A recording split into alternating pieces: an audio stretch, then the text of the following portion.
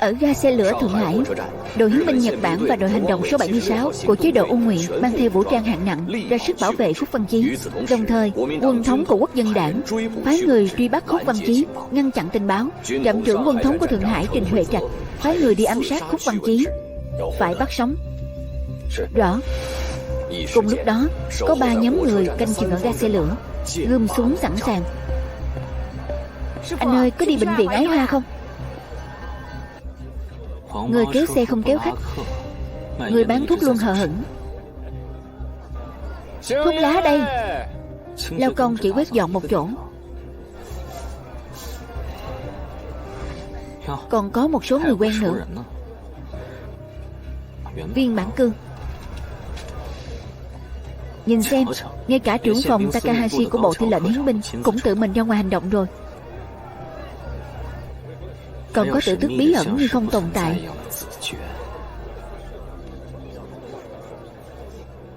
Xem ra ga xe lửa hôm nay đúng là ngọa hổ tàng long. Cậu hai, nếu lát nữa thực sự xảy ra chuyện, cậu tuyệt đối đừng hành động hấp tấp, đừng tự làm theo ý mình. Mọi việc đều nghe theo chỉ thị của ông Vân, đúng không? Đúng. Thuốc lá đây.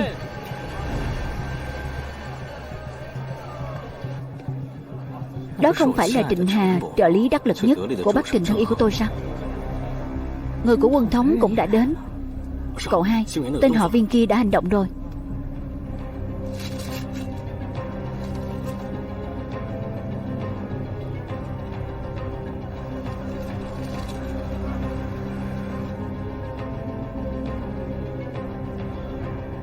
Tôi hiểu rồi.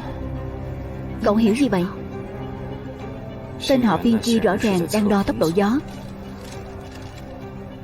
Trong tòa nhà này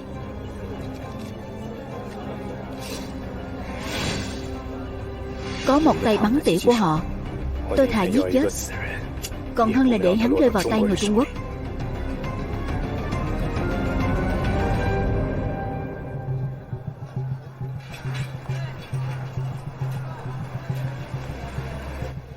Hóa ra là bọ ngựa bắt ve, chim sẻ chực sẵn. Có thể để tử tước đích thân đến đón. Đó nhất định là một nhân vật quan trọng.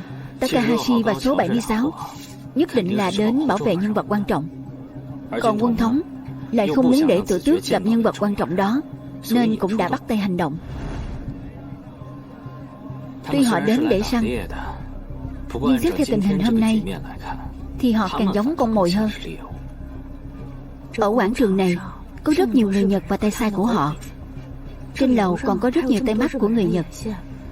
Cho dù quân thống muốn làm gì thì nhất định cũng sẽ bị bao vây. Vì thế chúng ta phải giúp họ. Như vậy không được. Ông Vân nhiều lần nhấn mạnh, nhiệm vụ duy nhất của nhóm chúng ta là theo dõi tử tước. Trong quá trình này dù xảy ra chuyện gì chúng ta cũng không được nhúng tay vào. Đều là người Trung Quốc, sao có thể thấy chết không cứu chứ? Hơn nữa, bây giờ chúng ta không muốn nhúng tay vào cũng muộn rồi. Tại sao? Xe của chúng ta đã đậu ở đây bao lâu rồi?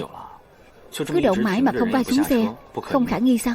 Hơn nữa, cô có dám chắc đôi mắt trên lầu không chú ý đến chúng ta không? Đừng cử động. Nhóm người này trước giờ luôn độc ác. Cho dù không có chứng cứ cũng có cách xác thực. Huống chi chúng ta đúng là như vậy. Nhưng chúng ta chỉ có 3 người. 3 người không làm được việc lớn sao? Thời gian chính xác chúng ta đến đây là 9 giờ 19 phút. Sau 9 giờ, những người lạ mặt bước vào tòa nhà, điều đó có khả năng là người cậu muốn tìm. Sau khi giết tên bắn tỉa thì cậu cứ canh chừng ở đó. Đợi quảng trường hỗn loạn thì cậu hãy bắn chết tên họ Viên đó. Sau đó lập tức rút lui. Thuốc đá đây.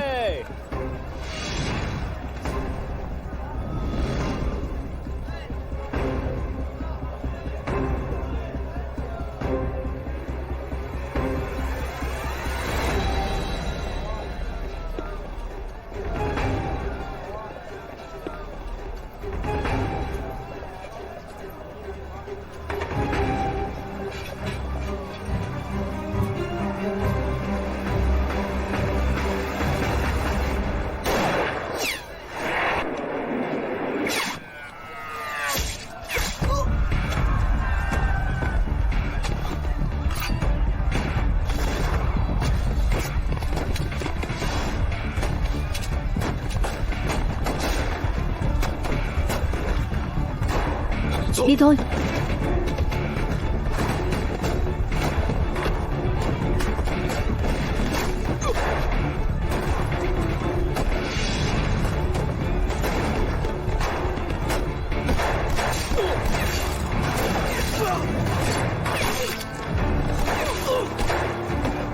Mục tiêu của Tử Tước quá lớn.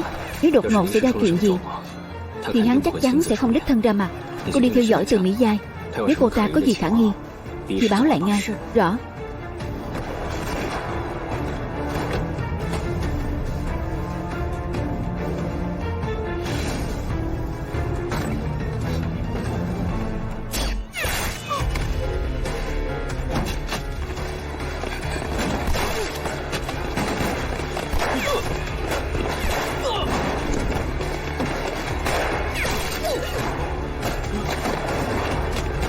Đi mau.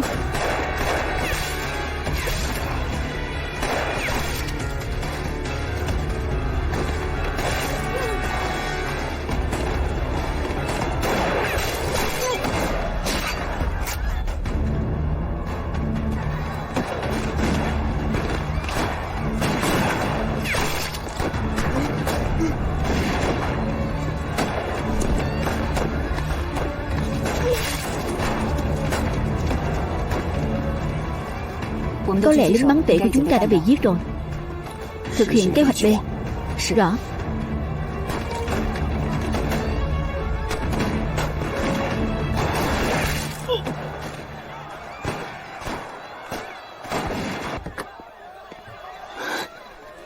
Anh đi gọi điện thoại cho người của số 76. Nói là gần ga xe lửa phát hiện một phần tử chống Nhật nằm trong danh sách truy nã. Người đó bước lên một chiếc xe, biển số xe là 0231. Đó không phải là xe của Tử Tước sao? Đúng vậy. Chính là muốn để chúng cắn nhau.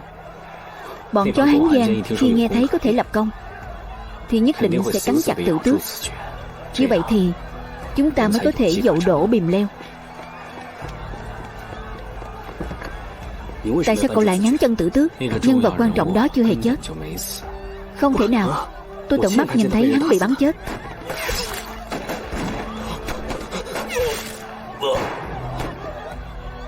Có lẽ đó là người thế thân.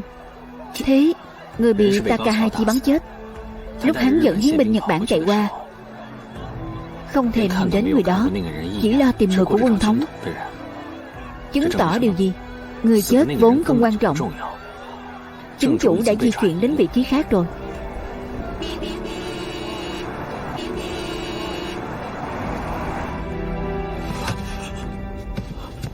Xin lỗi ông Khúc, để ông thiệt thòi rồi. Cô Từ, họ sẽ không tha cho tôi đâu. Lần này không thành công thì sẽ có lần sau. Lần sau không thành công thì sẽ có lần sau nữa. Tóm lại không tha cho tôi đâu. Tôi rất chân thành. Các cô nhất định phải bảo vệ an toàn cho tôi. Cậu hai, tôi thấy cậu phân tích rất có lý. Sau khi quảng trường hỗn loạn, Từ Mỹ Giai một mình xuống xe, lên xe chở hàng của nhà hàng rượu vang Tooth.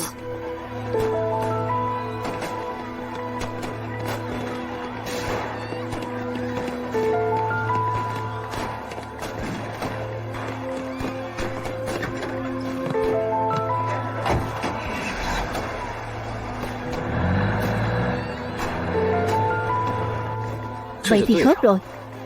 Họ nhét người đó vào xe chở hàng của nhà hàng rượu vang rồi chở đi. Cho nên tôi mới phải ngáng chân Tử Tước. Chúng ta tuyệt đối không thể để hắn nhìn thấy người đó.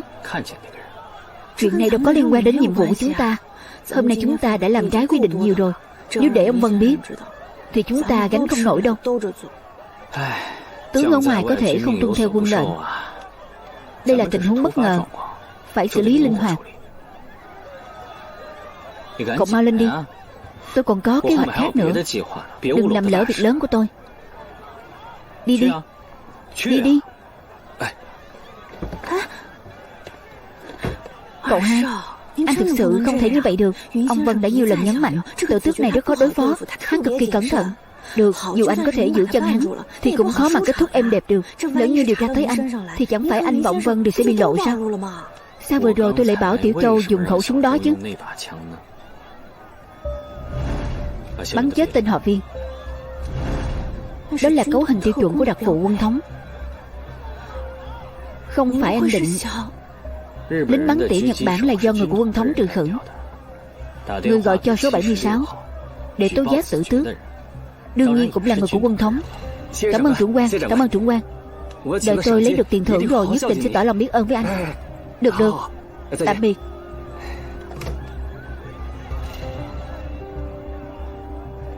Cậu hai, rốt cuộc tại sao anh cứ nhất định phải làm như vậy? Tò mò thôi. Ông Vân, có tình huống bất ngờ. Người có thể kinh động tới nhân vật như Tử Tước. Nếu chúng ta có thể nắm được hắn trong lòng bàn tay thì sẽ rất hữu ích. Thực ra đúng là tôi cũng có chút lòng điên. Tôi muốn dùng hắn để đổi lấy một thứ trong tay bố tôi.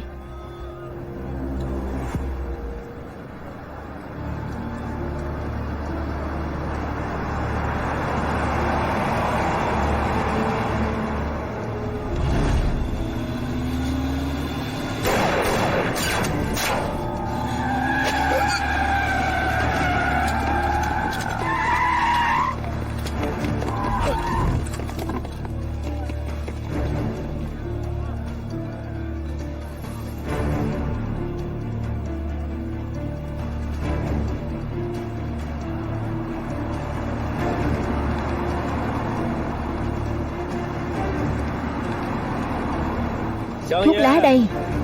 Mời ông xem. Thuốc lá đây.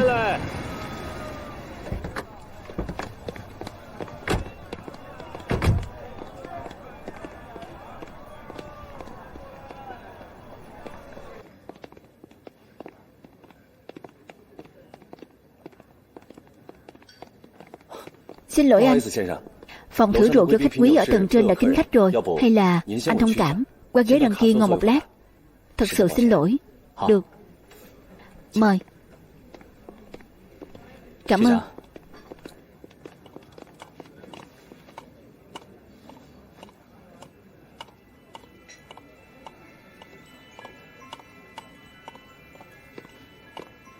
Xin lỗi cô. Xin hỏi cô tìm ai?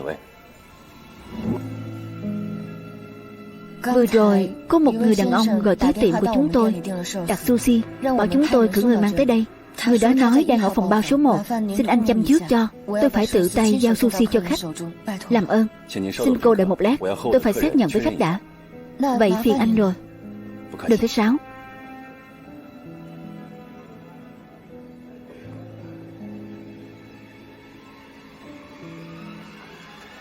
Có muốn gọi gì thêm nữa không? Chào anh, xin hỏi anh muốn uống gì? Satuletu. Được, xin chờ chút. Đúng rồi, xin hỏi nhà vệ sinh ở đâu? Ở bên đó. Được, cảm ơn. Cho tôi gọi món này. Được à, cảm ơn.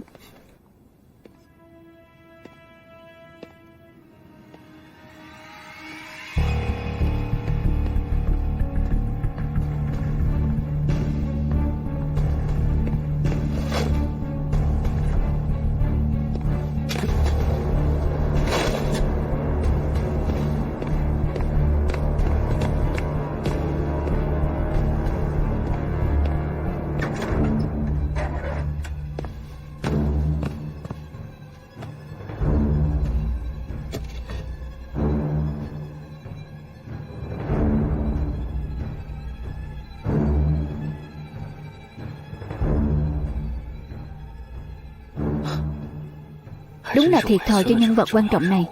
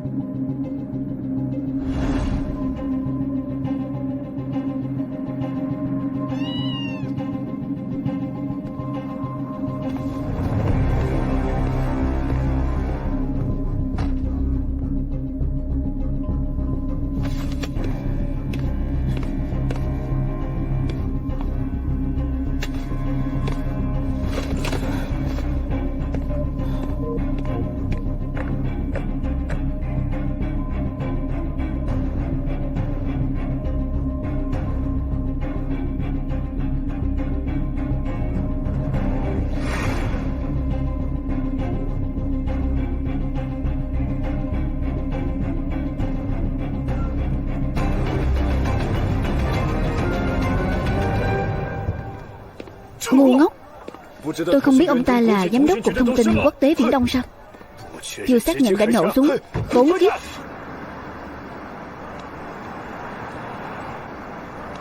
Giờ hẳn là Takahashi cũng gần tới nhà máy rượu Túi Hồng rồi.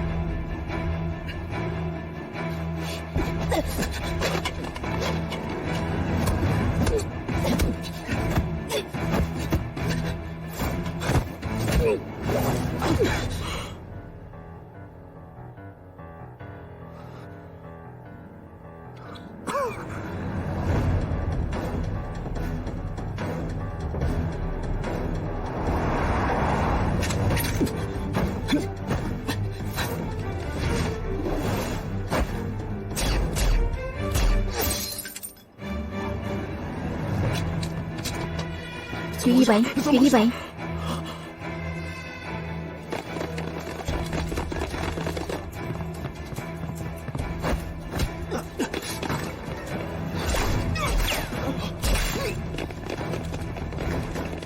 Đi. Đi. Đi mau. Nhật Bản tới rồi. Đánh ra.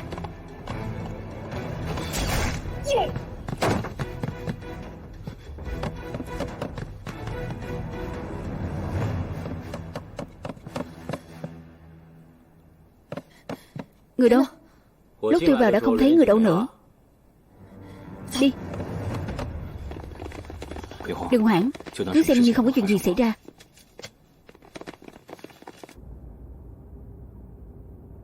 Người phụ nữ Nhật trốn trong nhà hàng rượu vang là giả. Sanh biết cô ta là giả. Người Nhật thường ngồi quỳ trong thời gian dài. Chân của họ đều sẽ quặp vào trong ở mức độ khác nhau. Nhưng chân của người phụ nữ đó thẳng tắp, không giống như thường quỳ lâu. Hơn nữa thân thủ của cô ta khá tốt.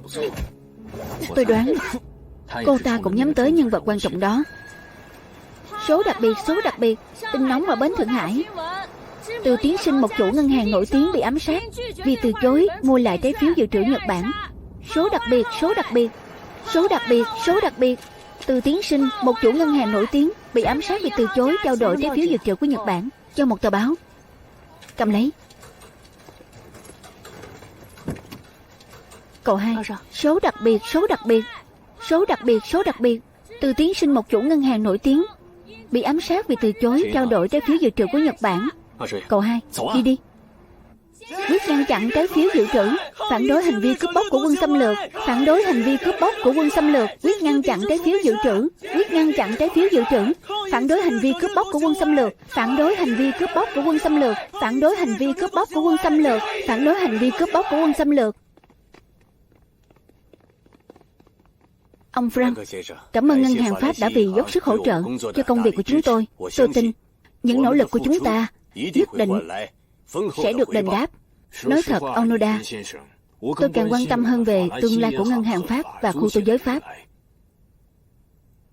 Cảm ơn. Vậy chúng ta hãy cùng chờ xem nhé. Được khách sáo. Quyết ngăn chặn trái phiếu dự trữ. Quyết ngăn chặn trái phiếu dự trữ. Chúng ta rất có triển vọng hợp tác. Đúng vậy. Rất tốt. Yên tâm, Tiểu Thâm. Được. Bố đang làm gì vậy? Những cái phiếu dự trữ đó chỉ là một đống giấy vụn. Tiểu Thâm, im đi. Đây là... Ông Noda, xin lỗi. Đây là con trai tôi. Là nó vô lễ. Tôi nhất định sẽ dạy dỗ lại nó. Ông Noda, vậy ông cứ đi làm việc đi. Tình hình hôm nay đặc biệt. Tôi xin phép không tiễn xa. Không cần, không cần. Xin cảm ơn lần nữa.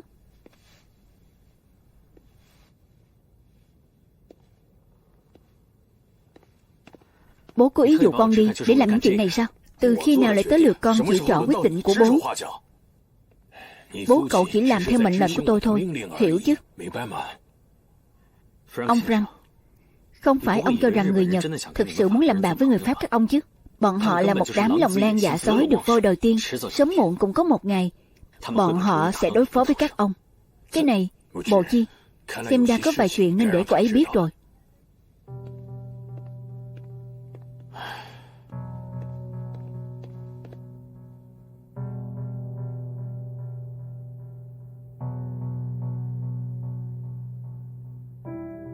Tôi cũng không ngại nói thật với cậu.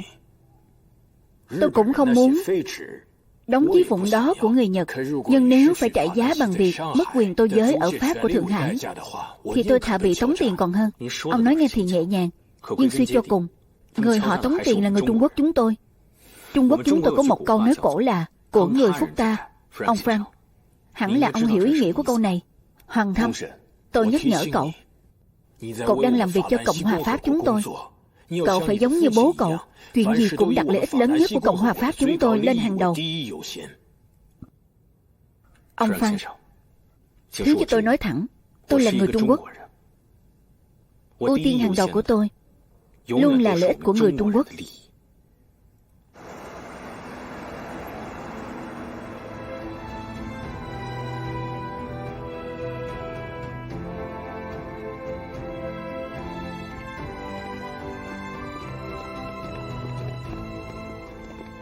Ông Vân về rồi. Hai người tới phòng làm việc của tôi. Tiểu Thâm, đợi ở đây.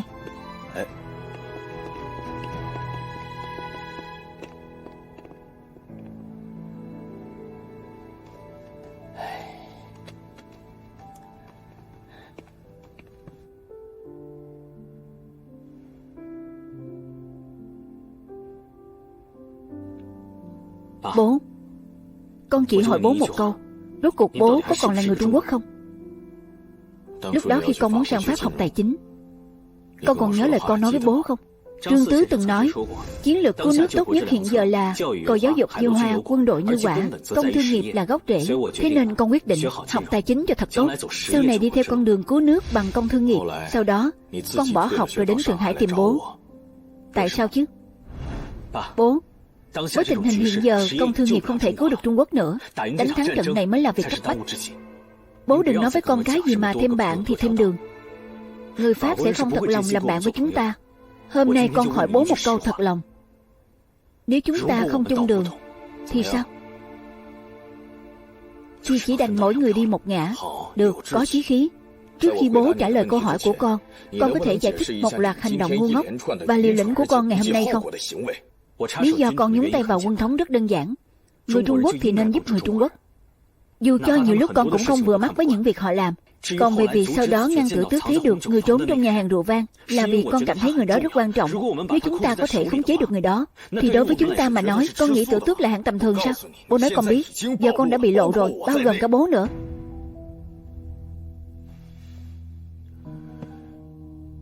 Tôi không biết ông ta bắt đầu điều tra tôi từ khi nào, cũng không biết đã tiến hành tới bước nào. Đúng là quá bị động. Tôi rất không thích cảm giác này.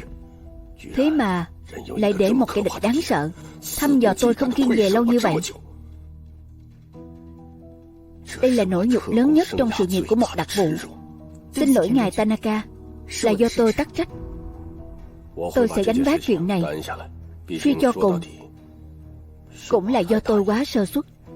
Nhưng cô cũng phải nhớ, cô chỉ được phạm sai lầm như thế này một lần trong đời là đủ rồi. Tôi hiểu rồi. Cảm ơn ngài Tanaka.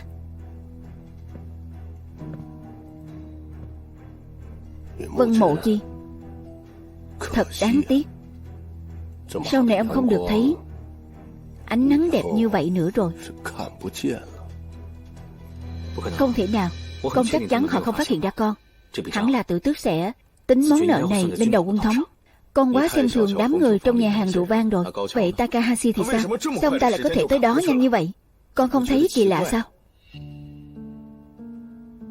Nếu con chỉ giúp quân thống ở ga xe lửa mà không ngăn cản tử tước gặp họ thì còn đỡ. Thế thì chuyện hôm nay sẽ là một vụ án không đầu mối. Trong thời gian ngắn không thể điều tra tới chỗ chúng ta. Nhưng con lại để người ta bắt được thớt, tự làm theo ý mình, tự cho mình là đúng, đi ngăn tử tước gặp người khác. Con tưởng con thành công rồi sao? Bây giờ bố nói con biết, tử tước đã đặt một cái bẫy, còn con đã nhảy vào đó rồi. Ý bố là khi ở ga xe lửa, tử tước đã bắt đầu nghi ngờ người đã giết chết tay bắn tỉa của họ không phải người của quân thống. Hắn ẩn náu ở Trung Quốc nhiều năm như vậy mà không bị phát hiện là vì sao? Vì hắn thông minh, hắn nhạy bén, hắn không tin vào sự trùng hợp. Tiểu Châu đã giết tên bắn tỉa Nhật Bản chỉ bằng một phát súng. Đây là điểm mấu chốt. Dựa vào đó tin tức có thể phán đoán ra có thế lực thứ ba ở ga xe lửa. Con theo dõi hắn lâu vậy rồi. Hắn là con hiểu phong cách làm việc của hắn. Ở ga xe lửa xảy ra chuyện như vậy, hắn nên mau chóng quay về Cục Viễn thông Quốc tế Viễn Đông tiếp tục làm cổ đông, chứ không phải tiếp tục đi gặp người khác. Điều này nghĩa là gì? Nghĩa là đây là một cái bẫy, còn con là người rơi vào cái bẫy này.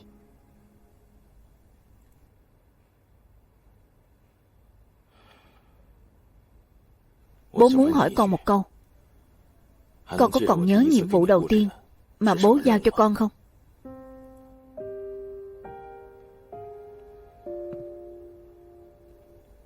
Nhớ à? Bố bảo con đi nhặt xác cho một đồng sự mà con không quen biết. Anh ta thâm nhập vào bộ tư lệnh hiến binh Nhật và bị phát hiện khi đang truyền tin tình báo.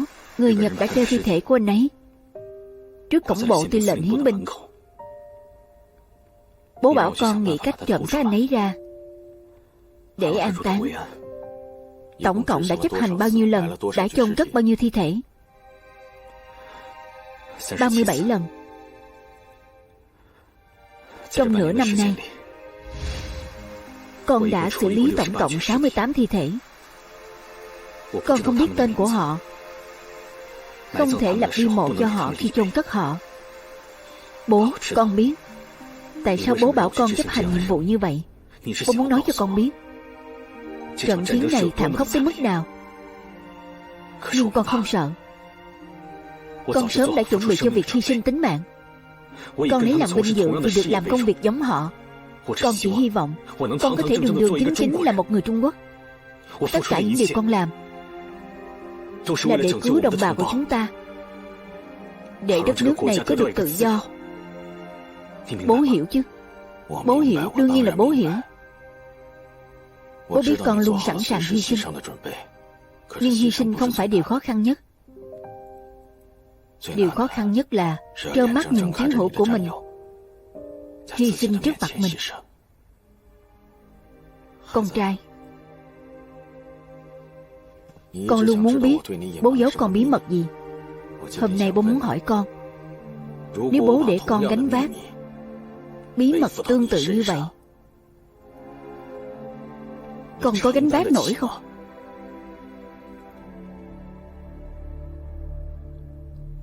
Không anh họ, giờ anh không tiện. Bao người trong nhà đều trông cậy vào một mình anh. Anh chỉ cần để ý giúp em xem có đơn vị nào tuyển người là được, không cần anh trực tiếp sắp xếp. Nói đi, sao Khúc Văn Chí lại rơi vào tay người Nhật?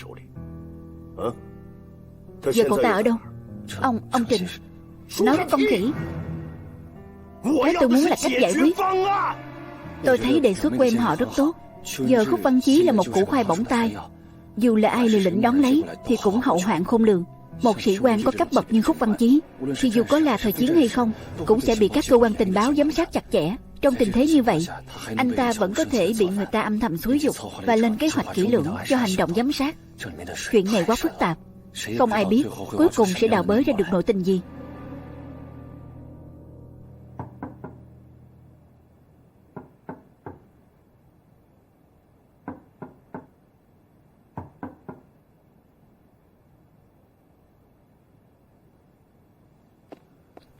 Tổ trưởng Văn,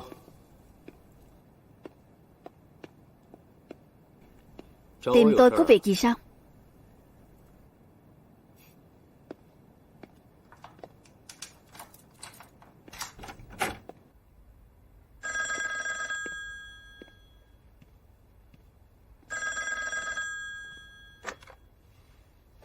Alo, tôi là Vân Mộ Chi. Mộ Chi à? Là tôi, Trình Huệ Trạch. Ông có lời gì thì cứ nói đi. Mộ Chi à, tôi phải cảm ơn ông về chuyện nhà hàng Rượu Vang. Nếu không phải ông kịp thời báo với tôi người đó được chuyển tới nhà hàng Rượu Vang thì có lẽ tôi đã thực sự mất dấu người đó. Tôi thích người thẳng thắn. Còn nữa, có chuyện quan trọng muốn nói với ông. Lại không tìm được người ở nhà hàng rượu nữa. Ông giúp tôi để ý chút. Tôi cũng là một người biết trả ơn. Vừa hay trong tay tôi có một số tin tình báo về người Đức. Tôi nghĩ ông Frank nhất định sẽ có hứng thú. Xin lỗi, tôi không có hứng thú với tình báo này.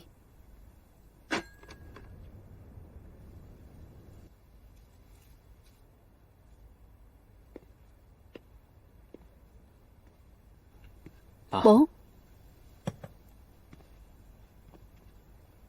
bây giờ Tử Tước đã biết mình bị lộ rồi. Cậu ta sẽ nhanh chóng hành động thôi. Bữa tiệc tối nay diễn ra không được suôn sẻ đâu. Chuẩn bị cả đi. Ý của bố là tối nay chúng ta cũng sẽ thu lưới sao? Đúng vậy. Nếu mọi chuyện đã phơi bày rồi, cũng không cần phải giấu nữa. Bố sẽ xây dựng kế hoạch hành động cụ thể. Nhưng bố có một nhiệm vụ giao cho con đây. Nhiệm vụ gì? Người đàn ông ở nhà hàng rượu vang biến mất rồi. Con đi tìm người đó ra đây.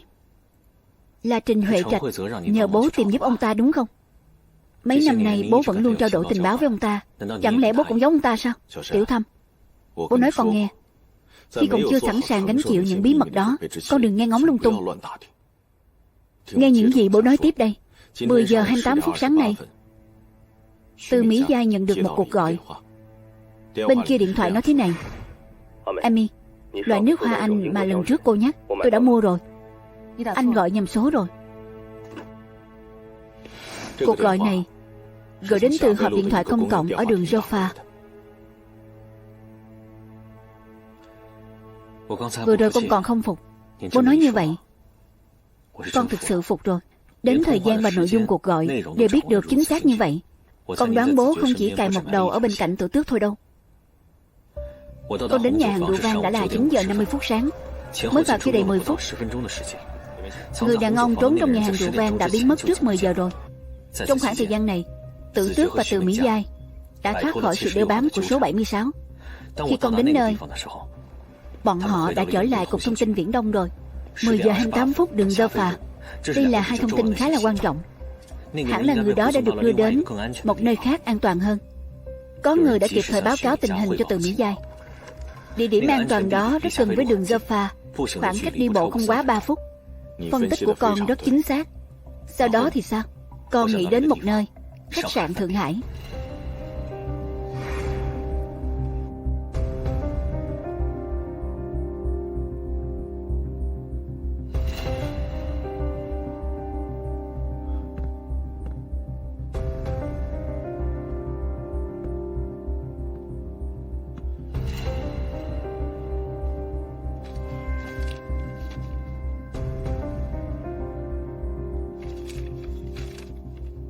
Sáng nay có quá nhiều chuyện xảy ra. Tử Tước nhất định sẽ không cố ý dành thời gian đi gặp người đó đâu. Nhưng người đó lại rất quan trọng. Thế nên Tử Tước phải nhanh chóng đi gặp anh ta. Cái nơi an toàn đó, dù cho anh ta có đi, cũng không gây nghi ngờ gì. Khách sạn Thượng Hải là một nơi phức tạp. Giống người ở đó không dễ dàng bị lộ, cũng có thể khiến Tử Tước gặp được người đó một cách suôn sẻ. Một mũi tên trúng hai con nhạn. Nếu con nhớ không nhầm, gần cửa sau khách sạn Thượng Hải có một bốt điện thoại công cộng. Không sai. Vẫn còn vài giờ nữa là đến buổi tiệc tối. Con mau chóng đi xác thực tình hình rồi thông báo cho bố ngay. Vâng.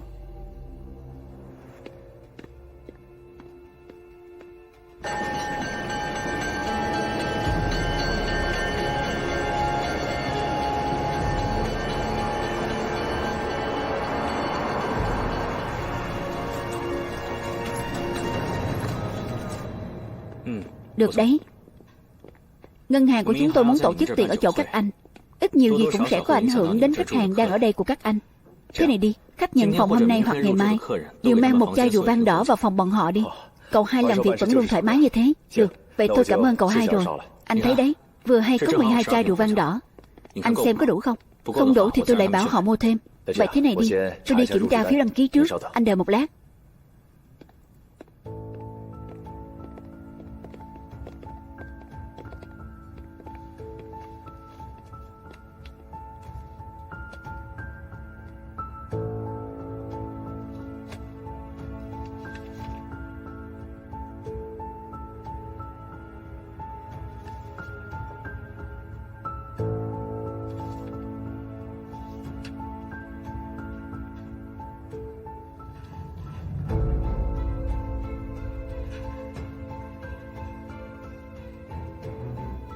Trùng hợp thật.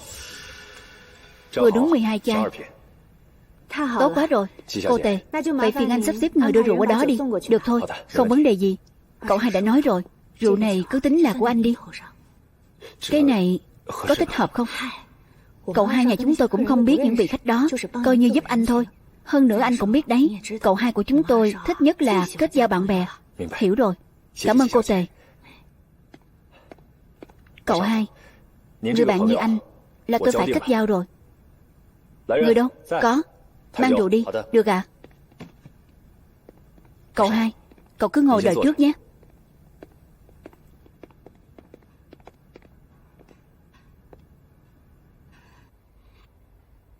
Tôi đã xác nhận với Trình Huệ Trạch rồi.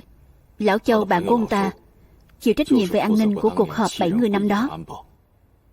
Tốt quá rồi. Tin tức này rất quan trọng. Điều này rất có ích cho công tác điều tra của chúng ta sau này. Nhưng tôi đã tìm kiếm tên Côn Ngô này suốt 5 năm rồi. Không có chút manh mối nào cả.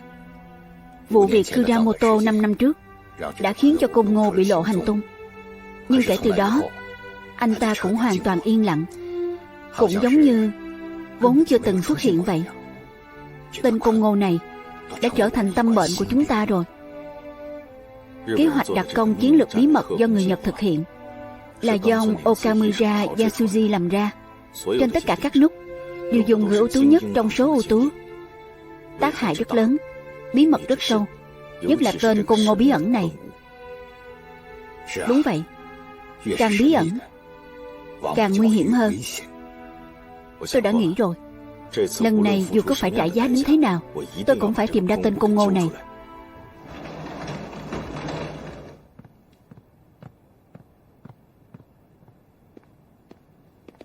Làm gì thế? Quản lý của chúng tôi nói tối nay có buổi tiệc, có thể sẽ làm phiền khách hàng. Thế nên đưa đến một chai rượu vang đỏ để bày tỏ lời xin lỗi. Phòng 502, trừ khi phòng 502 gọi điện thoại cho tôi. Nếu không đừng trì tiền lên đây. Cũng đừng tặng bất cứ thứ gì hết. Nhớ chưa hả? Nhớ rồi, đi đi. Bây giờ quân Nhật đang tiến đến thành phố Trường Sa. Khó tránh khỏi một trận chiến nổ ra. Thế nên tổ chức hy vọng tôi có thể trở lại Trường Sa, đích thân quán triệt một số tinh thần của hội nghị Trung ương 6 khóa 6. Trong số đó có 2 điều là quan trọng nhất. Đầu tiên là triển khai và củng cố chiến trường du kích sau phòng tuyến dịch. Thứ hai, tiếp tục tuân thủ sự hợp tác giữa Quốc dân đảng và Đảng Cộng sản để chống Nhật, cố gắng hết sức phối hợp với quân đội toàn quốc giành thắng lợi trên chiến trường chiến tuyến. Bắt rồi nhé. Có muốn không? Không muốn. Cậu hai, 4 con 5. Sao thế? Cậu hai thật xin lỗi. Ở đây có một vị khách nói anh ta không cần, nên là còn thừa một chai rượu vang đỏ. Tặng anh đấy. Cái này thì ngại lắm. Đều là bạn bè cả, khách sáo làm gì? Thêm một người bạn, thêm một con đường. Có muốn không? Có thể kết bạn với cậu hai. Tôi thực sự rất vinh hạnh. Vậy tôi cung kính không bằng tuân lệnh. Khách ở phòng nào thế? Không biết nhìn hàng quá đấy. Rượu này đắt tiền lắm nhé. Chứ sao nữa? Là khách ở phòng 502. Mới chuyển đến sáng nay. Nhưng tôi thấy người này lén lén lúc lúc, thoạt nhìn cũng chẳng phải người tốt lành gì. Nếu anh ta biết nhìn hàng mới là kỳ lạ đấy. Không biết nhìn hàng càng tốt. Anh có lộc ăn rồi. Cảm ơn. Vậy mọi người cứ chơi trước đi nhé. 10 giờ 23 phút sáng nhận phòng. Hành tung lén lút. Còn cảnh giác đến mức ngay cả một chai rượu vang đỏ đắt tiền miễn phí cũng không chịu nhận. Người mà Văn Hoàng Thâm đang tìm kiếm đang ở ngay phòng 502. Đúng rồi, Mộ Chi. Sau khi tôi rời Thượng Hải, ông phải tạm thời mất liên lạc với người nhà một thời gian. Ông biết đấy, một kẻ mai phục ở cấp này như ông, tổ chức sẽ không dễ dàng để mọi người biết thân phận thật sự của ông đâu. Trừ khi có trường hợp cực kỳ đặc biệt, mới có người dùng ám hiệu dự phòng để tìm ông. Một nửa bức ảnh à? Đúng. Tôi hiểu rồi. Hy vọng lần tới khi chúng ta gặp lại, Trung Quốc là Trung Quốc của chúng ta.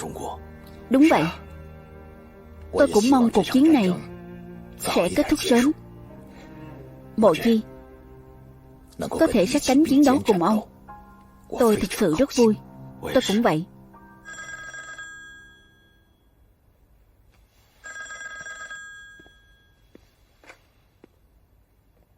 Alo, ai đó? Bố, là con. Chỗ con đã chuẩn bị xong xuôi cả rồi, chắc là có thể khiến bố hài lòng. Đúng rồi bố. Vừa rồi con dọn dẹp lại một chút, phát hiện đã bỏ sót 5 thiệp mời. Có mấy vị khách còn ổn, đều là người quen cả. Bố đích thân gọi điện thoại qua đó giải thích một chút. Cũng qua rồi đi. Nhưng còn 2 người khác phải chính thức gửi thiệp mời qua đó. Được à? Mấy chuyện này đều là chuyện nhỏ, có thể xử lý được. Con phải chú ý bản thân một chút đấy. Bố hy vọng vị khách đến đây tối nay đều có thể có được một đêm khó quên. Được bố. Bên con đã chuẩn bị hòm hòm rồi, hẳn là có thể khiến bố hài lòng. Phải rồi bố. Ban nãy con kiểm kê, phát hiện thiếu 5 tấm thiệp mời. Có vài vị khách còn ổn, là người quen. Bố đích thân gọi điện tới giải thích chút là được. Nhưng ngoài ra còn 2 người phải gửi thiệp mời chính thức tới. Được. Những cái này đều là chuyện nhỏ, có thể xử lý. Con phải chú ý bản thân chút. Bố hy vọng khách đến tối nay đều có thể trải qua một buổi tối cả đời khó quên. Vâng thưa bố.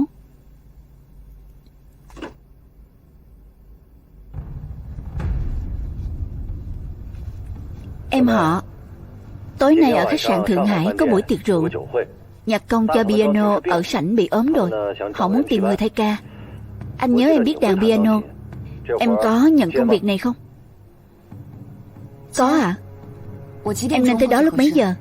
Tiệc rượu bắt đầu lúc 7 giờ. Tốt nhất là em nên đến trước. Vâng. Anh họ còn gì muốn dặn dò nữa không? Anh giúp em đặt một chiếc xe kéo rồi. Mã số của người kéo xe là 0502. Em phải nhớ kỹ đấy. Em hiểu rồi.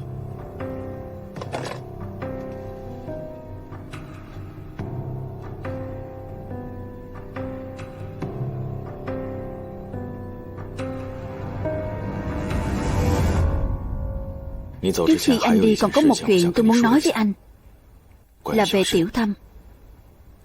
Chờ chuyện này kết thúc, tôi muốn lôi kéo nó làm việc cho chúng ta. Chẳng phải anh từng nói với tôi muốn chờ thêm xem thế nào sao? Bây giờ nó còn chưa trưởng thành, làm việc rất lỗ mãn. Nó muốn nhanh chân tìm ra Khúc Văn Chí trước Tử Tước, lấy chuyện này làm điều kiện, ép tôi nói rõ đầu đuôi với nó. Chuyện này đúng là cậu ấy quá lỗ mãn, làm Tử Tước cảnh giác. Tiếc quá. Nếu như bám thêm một thời gian nữa, có khi sẽ thu hoạch được nhiều hơn. Nếu nó không chịu nổi thử thách thế này, thì nó không có tư cách gia nhập đảng ta. May mà từ nhỏ cậu ấy đã sùng bái anh, có sự tin tưởng ăn sâu bén rễ đối với anh. Nếu không phải kích động lên, không chừng sẽ vì đại nghĩa diệt thân đó. Khách sạn Thượng Hải chính là đây. Đông vui quá. Anh xem được chứ? Tuyệt lắm. Tiểu Lý, cậu hai đã lâu không gặp. Lâu lắm không gặp cậu hai. Hôm nay cậu hai trông phấn chấn quá. Cậu cũng khá đấy. Hôm nay chúng ta phải uống một bữa ra trò. Đúng vậy. Phải uống một bữa ra trò. Không say không về. Đúng. Kể ra thì hai chúng ta cũng lâu lắm rồi không uống. Lần trước cậu còn nợ tôi vài chai rượu đó. Cô cầm lấy. Lần này phải bù luôn thể. Chào mừng cô. Cậu nhìn gì thế cậu hai? Chẳng có gì cả. Tôi còn tưởng là người quen. Tóm lại hôm nay mọi người phải chơi cho vui vẻ. Biết chưa? Chắc chắn rồi.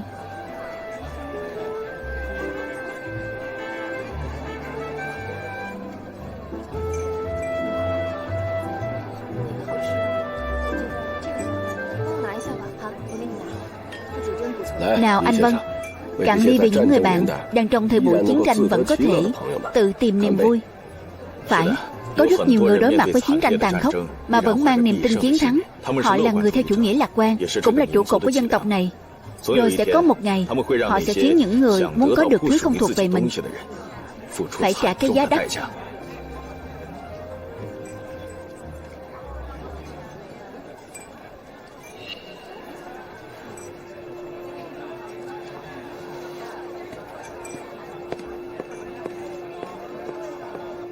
Mật thám của chúng ta vừa nói với tôi có người lén mang đồ vào. Một thứ là thuốc mê, cái này không quan trọng lắm. Thứ còn lại thì hơi rắc rối. Kali cyanide. Thế này là muốn lấy mạng ai vậy? Hôm nay cậu hai nhà họ Vân cũng từng đến nhà hàng rượu vang Tuyết. Hình như người Nhật nhắm vào cậu ấy rồi.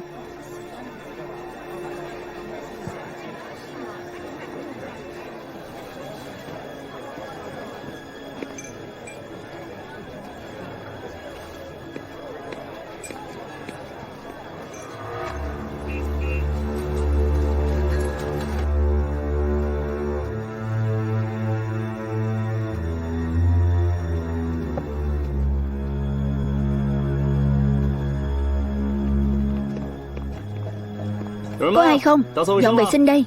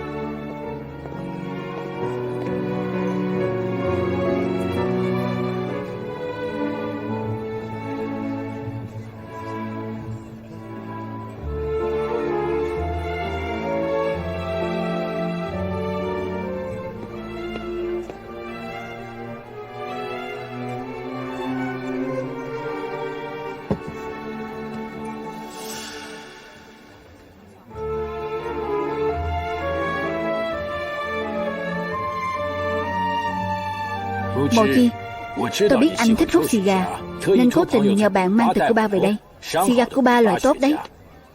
Anh thử xem. Cảm ơn.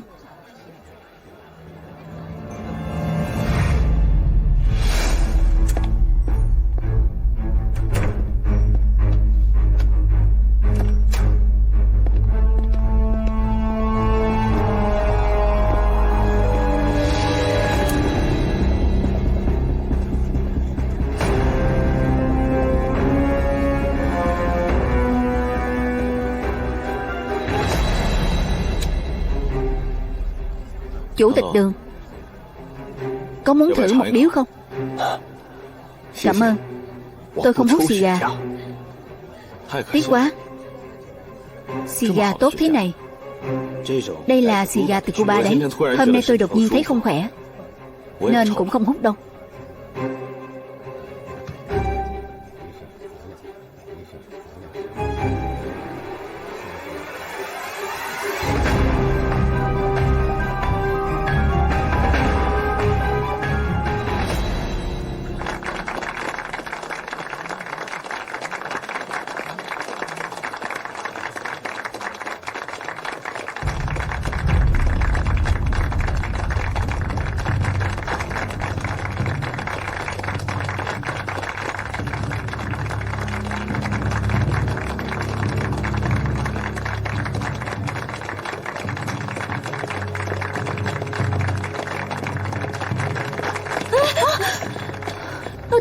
Xin lỗi, tôi không có ý.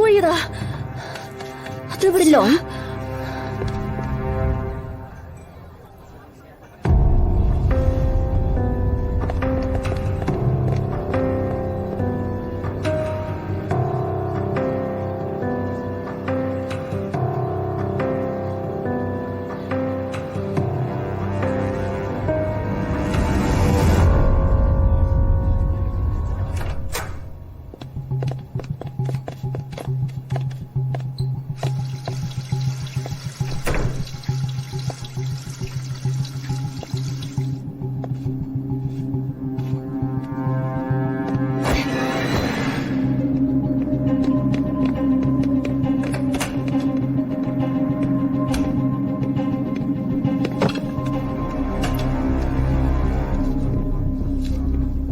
Nhận được bao nhiêu lợi lộc thế? Tiền là cô Từ đưa cho anh nhỉ? Là tôi đưa đấy.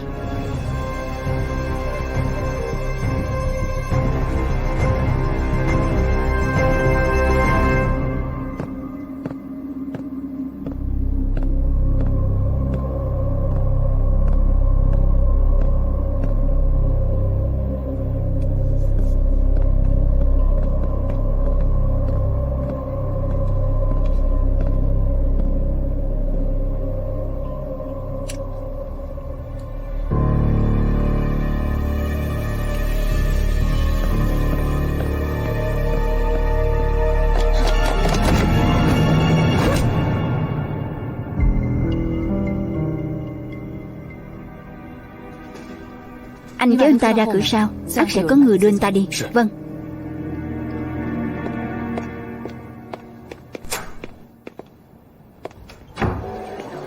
Anh ở Thượng Hải phải không? Đúng, tôi ở Thượng Hải. Vậy chắc anh phải quen với Thượng Hải lắm nhỉ? Tôi chỉ quen mấy khu ở gần nhà tôi thôi. Mộ Chi, uống ngụm nước đi. Được, phải rồi. Hôm nay anh nói anh không khỏe. Là sao vậy? Vấn đề cũ thôi, bệnh tim. Tim không tốt thì phải uống thuốc. Anh uống chưa? Mang thuốc rồi mà lại quên mất. Lần sau nếu tôi còn như thế nữa, anh nhớ nhắc tôi nhé. Anh nói vậy, cốc nước này tôi rót đúng lúc rồi. Cảm ơn.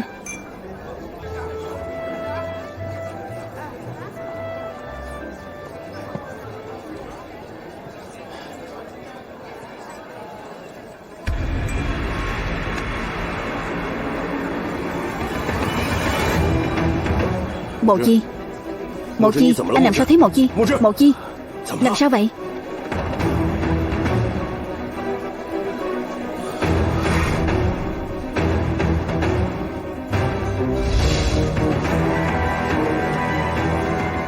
Mộ Chi, Mộ Chi, anh làm sao vậy? Mộ Chi, Mộ Chi, anh sao vậy? Anh Vân, anh Vân, anh vẫn ổn chứ? Anh Vân, Mộ Chi, anh sao rồi?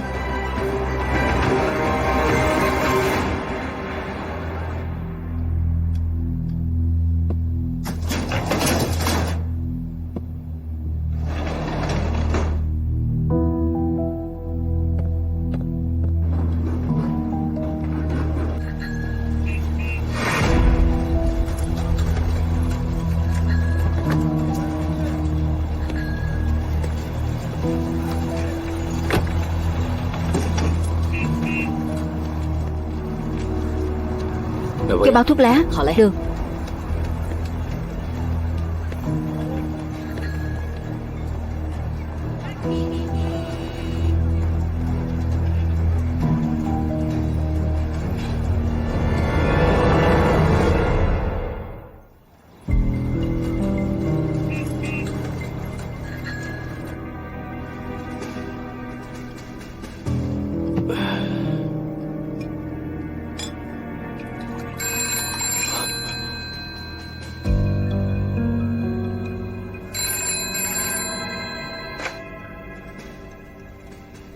Sát thủ đến rồi.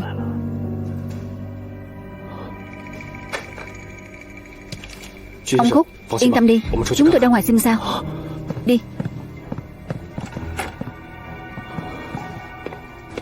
Đi.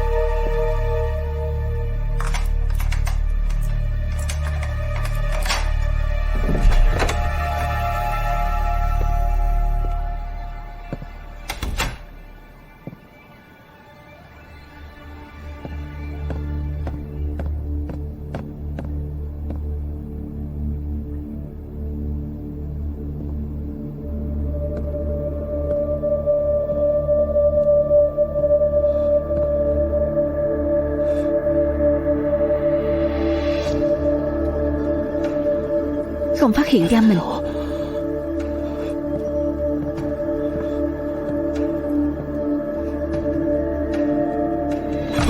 Đừng nổ súng, đừng nổ súng.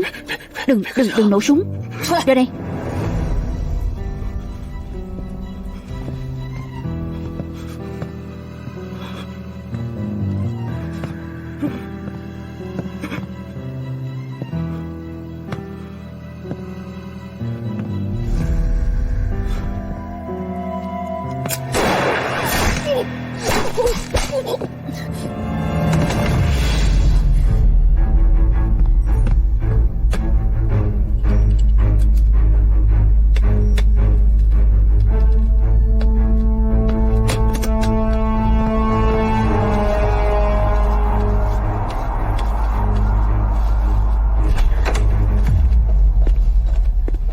Anh đến muộn rồi. Có tình huống đột xuất, chậm trễ một lúc. Ông ta chết rồi, không cần phải đưa ra ngoài. Anh rút lui đi. Vâng.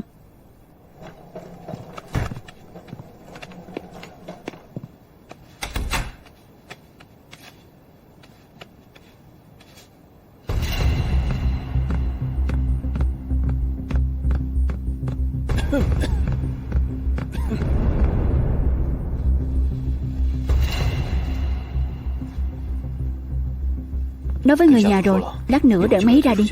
Được.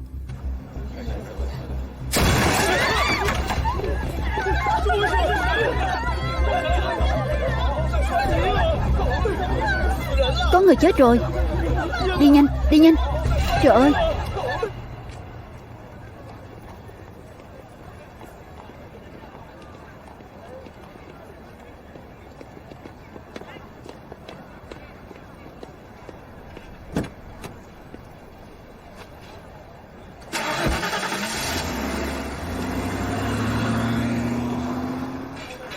Chuyện gì thế?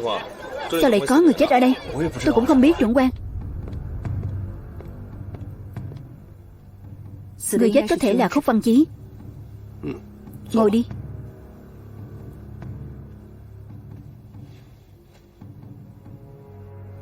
Lấy được đồ rồi. Hắn chết hay sống cũng không quan trọng. Ngài Tanaka, tối nay vui thật. Ngài tính được hết mọi bước đi của hắn. Thật sự quá giỏi. Cô chắc chắn Vân Hành Thâm thực sự bị cô khống chế chứ? Tôi chắc chắn. Tôi tự tay tiêm thuốc mê. Chưa được 2 giây lệnh ta hôn mê rồi. Sao vậy ngài Tanaka? Có chuyện gì không? Không ngờ một người bí mật điều tra tôi lâu như vậy, chưa từng bị tôi phát hiện, lại chết dễ dàng như thế.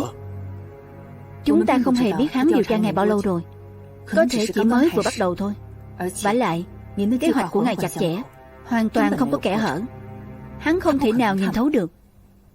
Không. Chắc Vân Mộ Chi biết không ít. Tôi luôn cảm thấy chuyện này vẫn chưa xong đâu.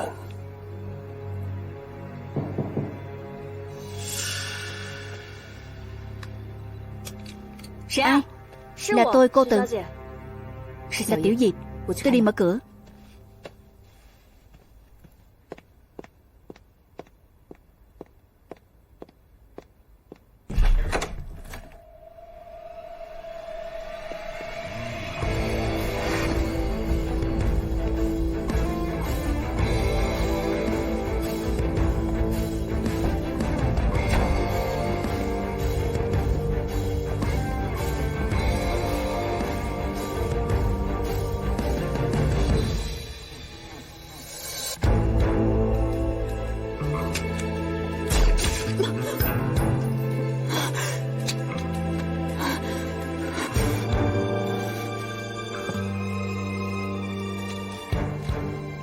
Xem ra tôi đoán không sai. Vân Mộ Chi quả nhiên không dễ chết như vậy.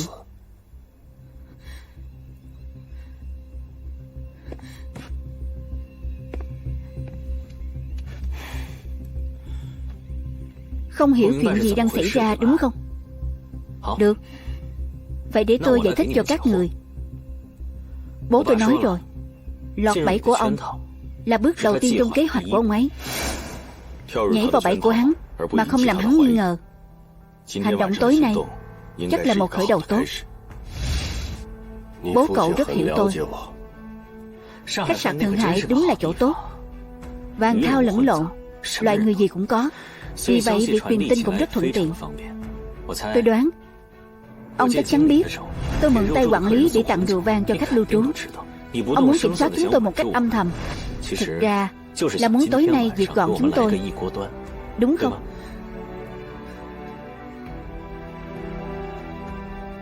Ông cho người mang kali cyanide. Ông cũng không muốn giấu giếm. Thật thật giả giả, khiến người khác không nắm bắt được.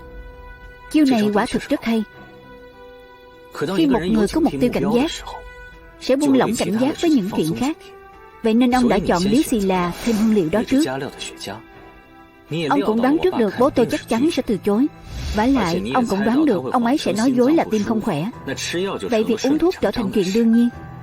Nhưng theo logic của hầu hết mọi người, ông sẽ không hành động ngay lập tức. Tại sao ư?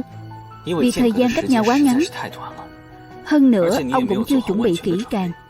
Nhưng trên thực tế, mánh khóe giết người của ông không phải ở điếu xì gà đó, mà là trên cốc nước có bôi kali cyanide. Đây mới là điểm mấu chốt. Người có máu mặt ở bến Thượng Hải, ai chẳng biết bố cậu thích hút xì gà. Nhưng mà sao tôi đoán trước được tối nay ông ấy lại không hề hút xì gà. Điểm chung của những người thông minh là thích nghi ngờ điểm người khác ít nghi ngờ nhất. Bố tôi thích hút xì gà, là điều ai cũng biết. Hơn nữa, nếu xì gà ông Frank đưa, theo lẽ thường, bố tôi chắc chắn sẽ hút. Nhưng nếu đổi thành kẻ thông minh như ông mà nói, ông chắc chắn sẽ không hút. Bởi vì ông sẽ nghi ngờ chúng tôi động tay vào điếu xì gà đó. Vì vậy ông cũng tin bố tôi chắc chắn sẽ không hút. Đúng chứ? Vân Mộ Chi quả nhiên là cao thủ. Ông ta có thể đoán được tôi đang nghĩ gì. Ly rượu vang đó chắc cũng là thứ ông ta dẫn dắt tôi nghĩ sai đi. Đúng chứ?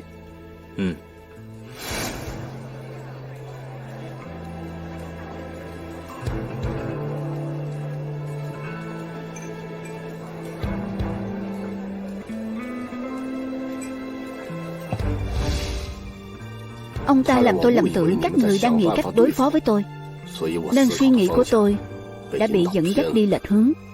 Sau đó, quả thực tôi luôn nghĩ tiếp theo các cậu sẽ dùng cách gì để đối phó tôi, mà lại lơ là mất. Thực chất các cậu đang tương kế tự kế.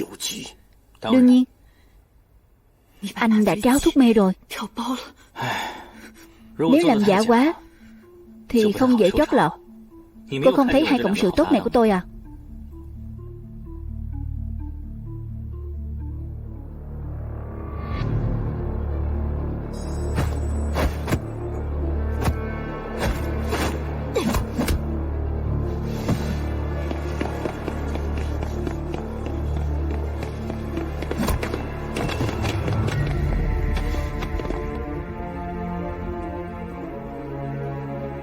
Cậu hai, cậu hai, cậu hai, đừng vội, không nhanh vậy đâu. Phải mất một lúc mới có tác dụng. Được rồi, mọi chuyện cũng đã rõ ràng rồi. Vậy chúng ta đổi chỗ khác nói chuyện.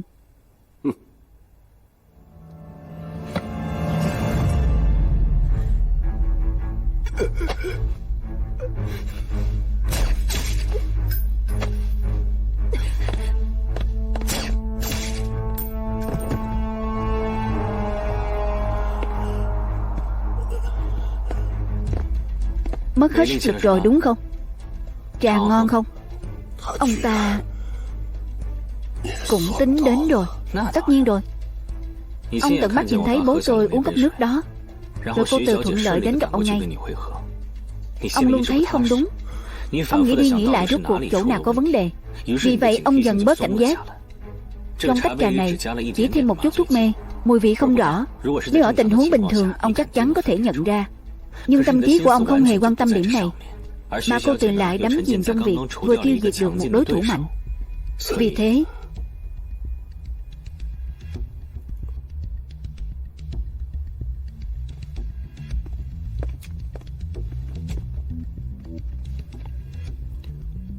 ông ta sao vậy?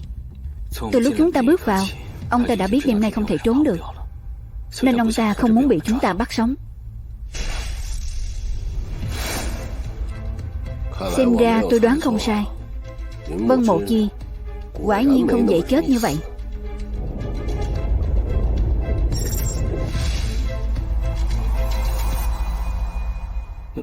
Vậy phải làm sao? Lôi ông ta đi.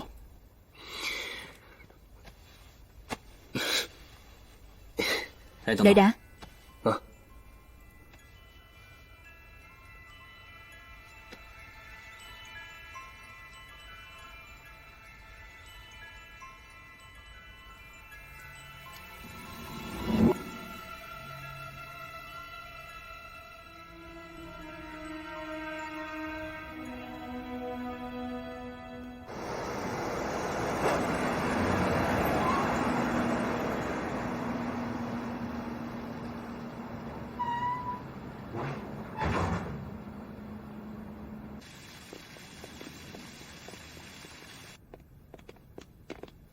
Đặt hoa đâu vào đấy đi.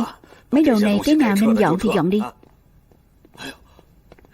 Cậu chủ, tôi tìm cậu khắp nơi. Sao giờ cậu mới về? Trong nhà xảy ra chuyện lớn rồi. Có chuyện gì? Ông Vân qua đời rồi. Ông lại lừa ai đấy? Ông Vân bỗng lên cơn đau tim trong tiệc rượu. Đưa đến bệnh viện cũng không thể cứu được. Tôi tìm cậu không thấy. Thi thể ông Vân tôi cũng không biết xử lý thế nào. Bây giờ vẫn đang ở trong phòng ông ấy đấy ạ. Bố. Được rồi. Cô cậu không cần vào đâu ạ. Chờ sau khi tổ chức xong tang lễ của ông Vân, tôi sẽ theo cậu hai đưa linh cữu về Trường Sa. Nhà này của chúng ta cũng tan rã từ đây. Hai cô cậu cũng về quê đi thôi.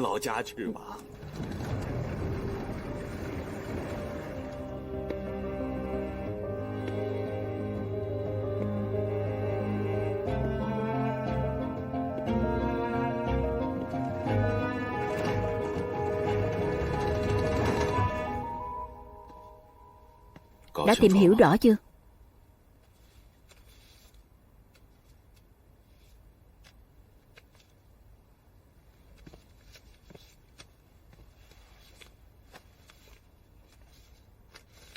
Vài ngày trước, Từ Mỹ Giai gọi điện nói bố cô ta đổ bệnh, phải về quê thăm bệnh. Trước đó chúng ta từng phân tích, có lẽ cô ta sắp được điều về Nhật Bản. Cô ta mua vé tàu, quê quán làm giả là Trường Xuân. Con đã tìm thấy thứ này trong tủ cất đồ ở ga tàu hỏa. Vé tàu của Từ Mỹ Giai là tối hôm nay. Từ Tước đã bỏ bức thư này vào tủ cất đồ trước. Hiển nhiên là muốn cô ta đem theo. Còn Từ Tước cho tới trước khi chết vẫn muốn giấu chìa khóa đi. Có thể thấy bức thư này rất quan trọng. Thế nên chắc chắn bức tranh này có vấn đề. Quả nhiên là cậu ta. Côn Ngô.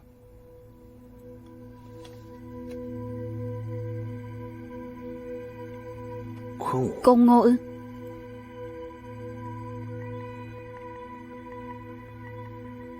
Thanh đao này có vấn đề gì sao? Chu Mục Vương chinh phạt Tây Nhung. Tây Nhung hiến dân đao của Côn Ngô phải có thể chống lửa. Đao dùng cắt ngọc mà như cắt bùn. Thanh đao này lại xuất hiện rồi. Ý bố là thanh đao này lại xuất hiện rồi sao? Chẳng lẽ người phụ nữ Nhật Bản và hai đứa con trong tranh đang chờ một người có biệt hiệu là Côn Ngô sao? Tình hình đại khái là như thế. Cụ thể thế nào vẫn đang điều tra. Gửi điện tín cho Côn Ngô, báo tình hình ở bên Thượng Hải cho cậu ấy. Vâng. Bố, cô nói gì đi chứ ạ? Rốt cuộc phán đoán của con có đúng không? Con nói về cách nhìn của con với bức tranh này trước đi. Mưa trên núi sắp tạnh, bầu trời đã le lói ánh nắng, trên sông lững lờ ráng mây. Đây là đô đại vũ lĩnh của Tống Chi Vấn. Mưa trên núi mới vừa tạnh, mây ngoài sông ẩn ráng chiều. Ngày về trên lệnh đã ghi, đâu dám trách bãi cát dài. Hắn muốn nói với người xem tranh là quân Nhật sẽ mau chóng chiếm đóng Trường Sa. Tới lúc đó hắn sẽ được đoàn tụ với gia đình.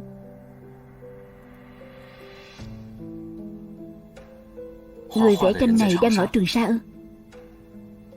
Giờ bố có thể nói với con, người mà Tử Tước muốn gặp là Khúc Văn Chí, cố vấn quân sự cấp cao của chiến khu số 9. Chiến khu số 9 à? Ông ta là kẻ phản bội chạy khỏi Trường Sa sao? Bố, với cấp bậc của ông ta thì bố trí lực lượng binh lính, kế hoạch tác chiến, phòng thủ của chiến khu số 9 ông ta đều biết cả. Nếu ông ta rơi vào tay người Nhật, bố, sao bố không nói cho con biết sớm hơn? Nếu biết trước ông ta là kẻ phản bội, con đã giết chết ông ta ở ga tàu hỏa rồi. Bố vừa biết tin này trong sáng nay, chưa kịp nói cho con đã gây chuyện rồi. Vậy tại sao buổi trưa bố không nói cho con? Sau khi tìm thấy Khúc Văn Chí ở khách sạn Thượng Hải, con nên giết chết ông ta ngay lập tức. Ông ta sống thêm một phút, Trường Sa sẽ thêm một phần nguy hiểm. Vậy giờ bố cho con biết, đã có người phụ trách việc này rồi, không liên quan gì tới con. Con chỉ muốn biết việc con làm có đúng đắn hay không thôi. Đương nhiên là đúng. Thế bố nên nói cho con sự thật mới đúng.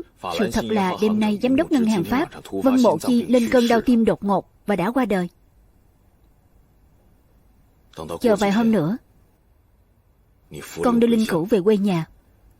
Từ nay về sau, bố, ngân hàng Pháp và Franc không còn liên quan tới nhau nữa. Chờ mọi chuyện lắng xuống, chúng ta có thể trở về. Tới khi đó bố sẽ cho con một câu trả lời hoàn hảo. Cũng có lẽ con sẽ có cơ hội được kề vai chiến đấu cùng bố. Tử Tước bị cha con Vân Mộ Chi giết. Vân Mộ Chi đã chết. Để đảm bảo kế hoạch đi săn không có gì sai sót, nhất định phải trừ khử Văn Hoàng Thâm. Thưa tư lệnh, Côn Ngô gửi thư tới. Cậu ấy trả lời nhanh thế này, chắc chắn là có tình hình quan trọng. Vân Mộ Chi xảo trá, mong được xác nhận hắn đã chết thật hay chưa.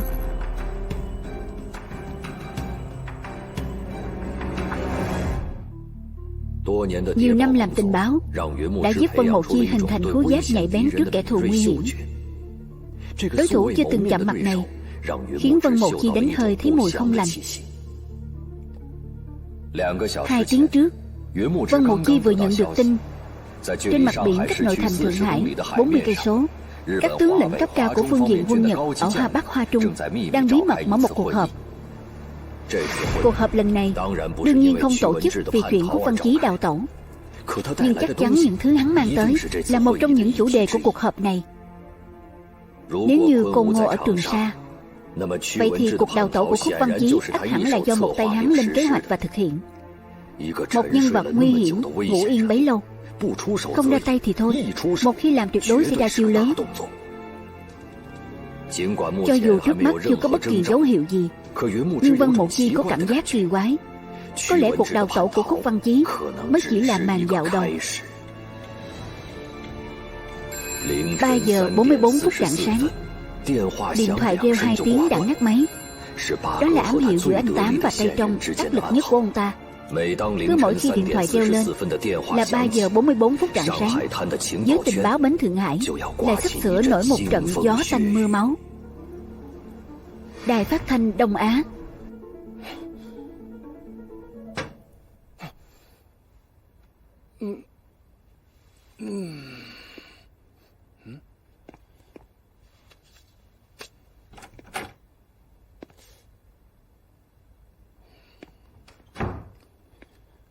Gửi bộ phận quảng cáo. Đăng quảng cáo thì đăng quảng cáo, làm cái trò bí hiểm gì không biết. Kể từ bây giờ, cậu theo dõi cậu ta thật sát sao cho tôi. Tôi muốn biết cậu ta từng đi đâu, gặp những ai, bao gồm cả những hành động bất thường của cậu ta. Vâng.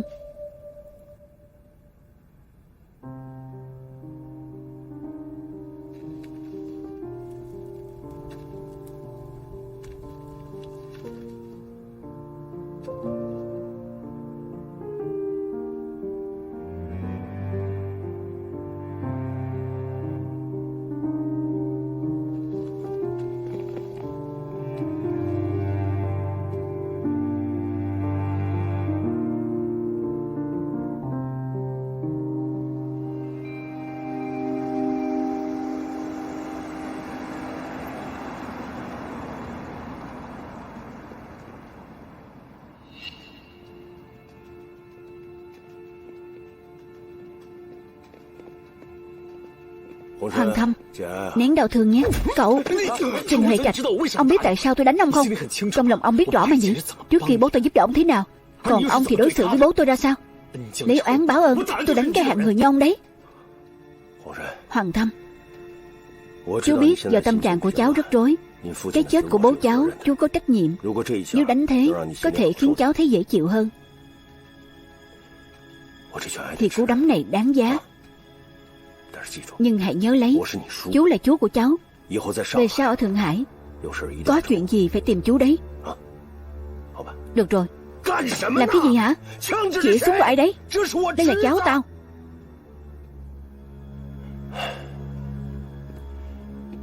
Nén đau thương nhé. Đi thôi.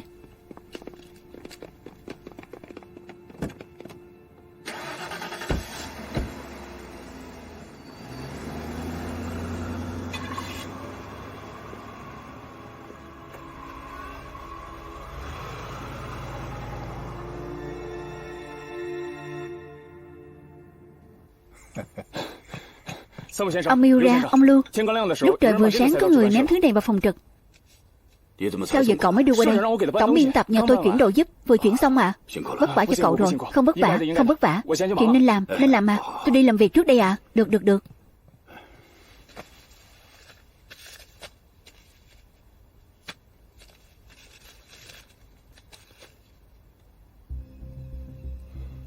Thứ tào lao gì thế này?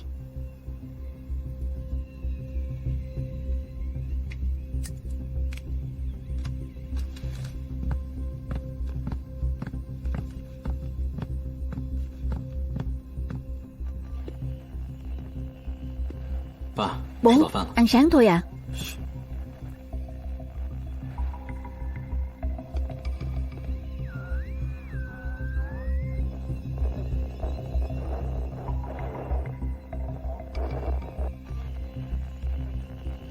Đây là đài phát thanh Đông Á.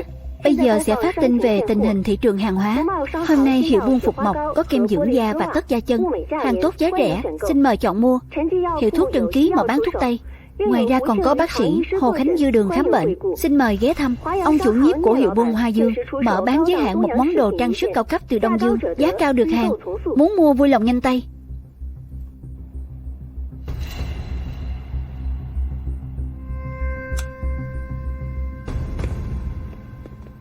Bố, đoạn quảng cáo này có vấn đề gì sao? Không có vấn đề gì. Con ra ngoài trước đi. Bố quen ông chủ nhiếp của hiệu buôn Hoa Dương này à? Không quen.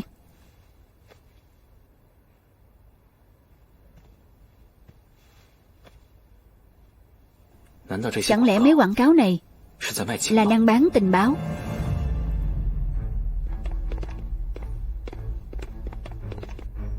Hôm qua Khúc Văn Chí vừa tới Thượng Hải. Hôm nay hắn đã bán tình báo giá cao. Đây tuyệt đối không phải ngẫu nhiên. Ngài nghi ngờ tin tình báo này có liên quan tới Trường Sa sao? Rất có khả năng này. Chúng ta phải chuẩn bị cho tình huống xấu nhất. Ủy viên trưởng đã quyết định từ bỏ Trường Sa rồi. Nhưng cho dù như thế, tình báo bí mật của Trường Sa cũng không thể bị rò rỉ được. Nếu để rò rỉ ra ngoài thì ủy viên trưởng sẽ chết mất. Tới lúc đó trạm của chúng ta...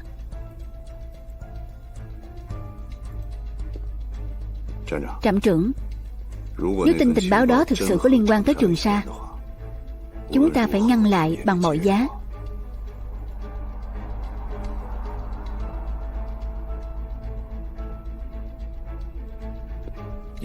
Cậu đi liên hệ với Văn Dạ Minh bên Thượng Hải để tôi điều phối. Vâng.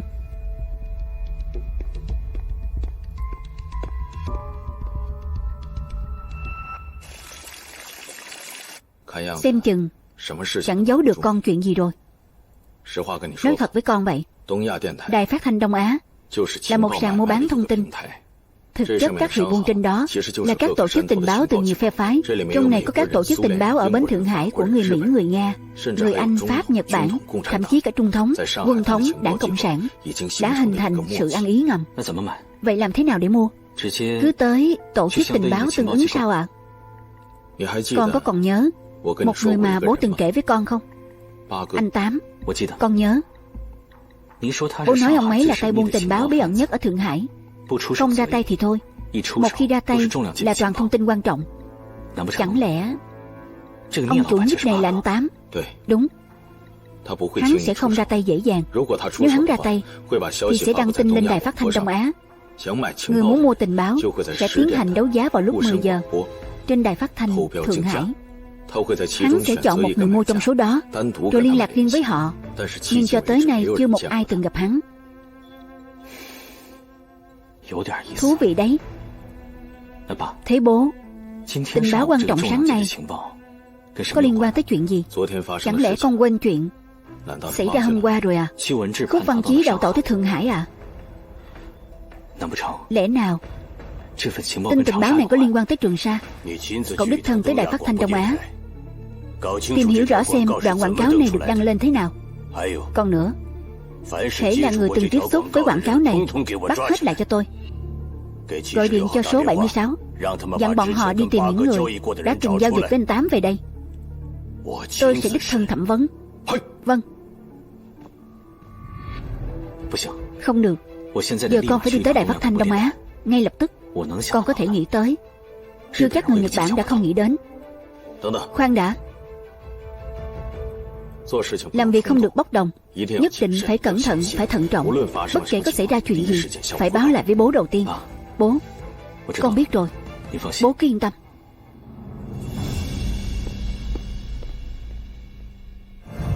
Sau đó tôi quay về làm việc, không có đề cập với người khác. Trước khi anh vào, tôi vẫn đang làm việc. Trong giờ nghỉ chỉ đi vệ sinh có một lần. Tôi thực sự không biết chuyện quảng cáo này là thế nào. Tôi chỉ biết người đăng quảng cáo không đến. Còn nghe nói cửa phòng trực cũng bị phá mất. Tên bảo vệ đó đâu? Cậu ta trực cả đêm, bây giờ đã tan làm về nhà rồi. Tôi cần địa chỉ của anh ta. Tôi sẽ đi tìm ngay. Anh Miura, vừa rồi anh nói lúc tên bảo vệ gửi thư đến vẫn có một người ở đó. Anh Lưu, anh ta đi nghe điện thoại của bạn gái rồi. Chắc là sẽ quay lại nhanh thôi.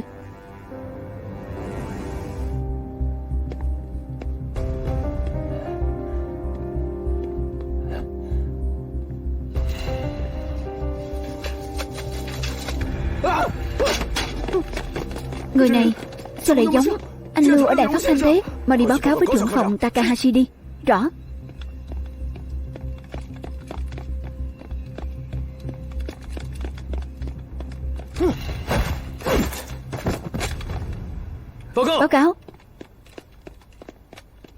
Báo cáo trưởng phòng Takahashi. Chúng tôi phát hiện một thi thể ở cửa sau. Như ông chủ quán ăn kia nói, thi thể đó rất giống một nhân viên họ Lưu ở đây. Chết rồi. Anh Lưu, không thể nào. Anh Miura, phiền anh xuống lầu xác nhận với tôi một chút. Đương nhiên là được. Mời.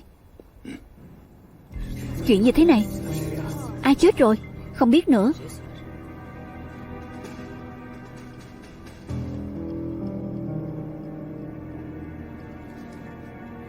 Anh Miura, là anh ta đúng không? Đúng vậy, anh ta là anh Lưu. Kiểm tra kỹ càng xung quanh đây, xem có manh mối đáng ngờ nào không. Vâng. Anh, qua đây. Xem trên người anh ta có thứ gì không. Vâng. Anh Miura, bạn gái của anh ta gọi điện khi nào? Xin lỗi, lúc đó tôi không nhìn đồng hồ. Là chính anh ta nghe máy sao? Đúng vậy. Anh có từng gặp bạn gái của anh ta chưa? Từng gặp một lần. Hình như làm việc ở một cửa hàng quần áo. Rất xinh đẹp. Sao thế? Bạn gái của anh ta có vấn đề à? Anh Lưu có vợ rồi. Trưởng quan, xem xung quanh có thư từ hay mảnh giấy vụn nào không? Vâng. Là giấy viết thư thông thường sao? Không, là loại giấy đặc biệt của đài phát thanh, giống tờ mà chủ nhiệm đưa cho anh đấy. Mọi người xem đi, nhìn địa chỉ này xem. Đưa tên bảo vệ đó đến cơ quan cảnh sát đặc biệt cấp cao. Rõ, rõ.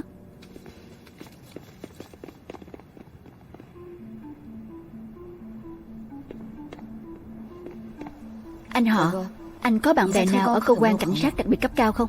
Em muốn biết người Nhật Bản đã điều tra được gì ở đài phát thanh Đông Á rồi. Còn nữa, anh điều tra giúp em các cuộc gọi đến bộ phận quảng cáo của đài phát thanh Đông Á trong gần nửa tiếng vừa rồi. Anh có biết trong phong thư đó có gì không? Lúc tôi tan làm đúng lúc bắt gặp anh Lưu đang ra ngoài. Anh ta nói với tôi là trong phong thư có tiền, còn có một lá thư, trong đó có nhiều chữ lắm, lung tung lộn xộn. Lúc đó là mấy giờ? Cuộc điện thoại đó gọi đến trong khoảng từ 8 giờ đến 8 giờ 20 phút. Chắc là ở bốt điện thoại công cộng gần nơi làm việc của anh ta. Sau khi anh ta nghe điện thoại, đã lập tức đi ra ngoài. Điều này chứng tỏ người anh ta muốn gặp ở ngay gần đó. Chuyện này không làm khó bác Từ của con được. Xin lỗi, đi điều tra xem tên họ Lưu kia đã ở đâu đêm qua. Có từng biến mất không? Biến mất bao lâu rồi? Vâng.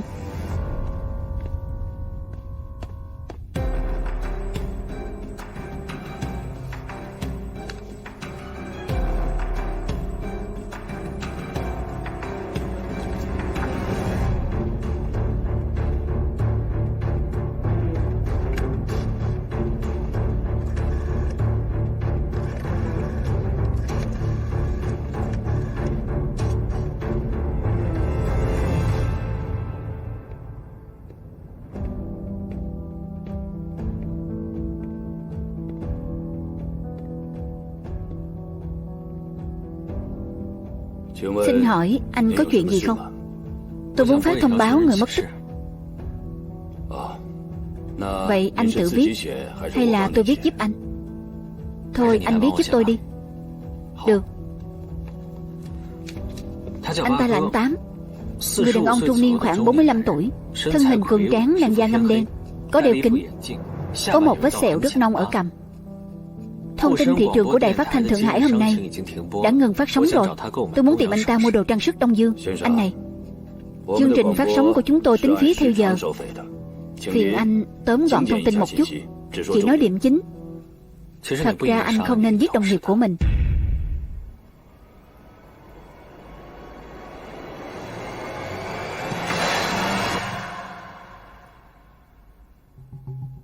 Đừng kích động thế chứ.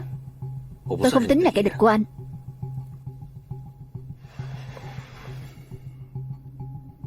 Không tính là kẻ địch của tôi. Vậy chắc chắn không phải bạn tôi. Vì bạn của tôi sẽ không chỉ súng vào tôi.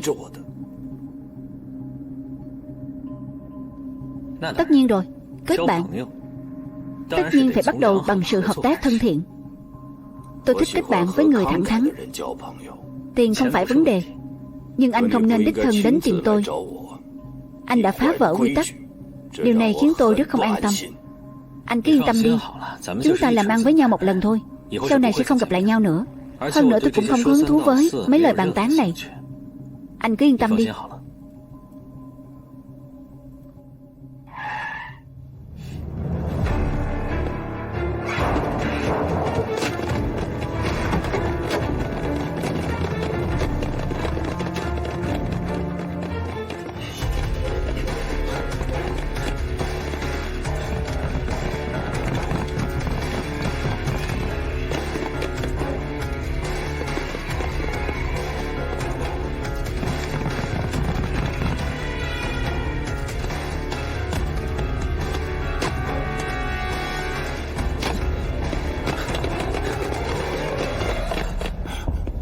Đi theo tôi.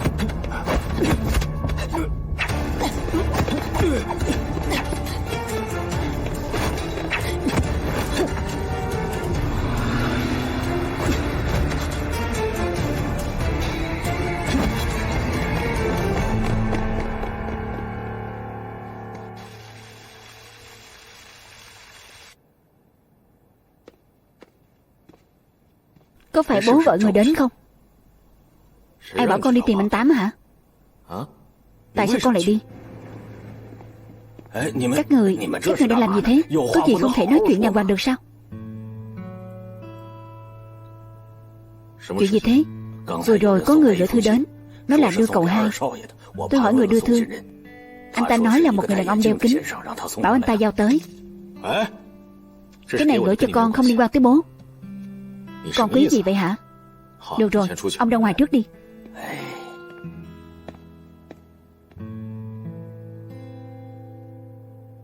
Bây giờ không phải là lúc giận dỗi, phải suy xét cẩn thận một chút. Tình hình hiện tại là giám đốc Vân Mộ Chi đã chết rồi, con phải đưa thi hài về quê. Lúc này có người gửi thư đến cho con, chưa chắc đã là chuyện tốt.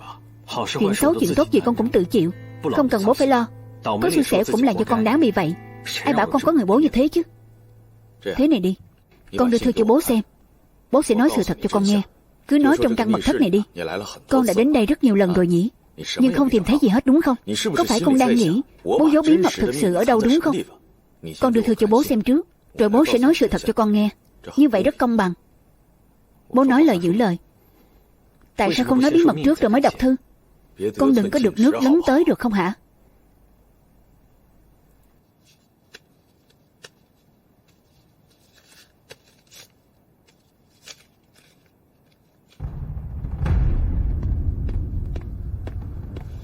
Thưa ngài tư lệnh, cơ quan trưởng Kagesa gọi cuộc gọi khẩn cấp.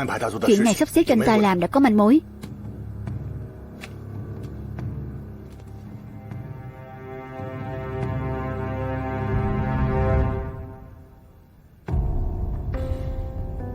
Vân Mộ Chi vậy mà lại chưa chết. Vậy ý của ngài tư lệnh là Vân Mộ Chi giả chết sao? Cũng may cô Ngô cẩn thận. Nếu không phải cậu ta nhắc nhở tôi thì đã để lão cáo già Vân Mộ Chi thành công rồi. Nếu để một người nguy hiểm như vậy sống sót, rất bất lợi cho kế hoạch của chúng ta.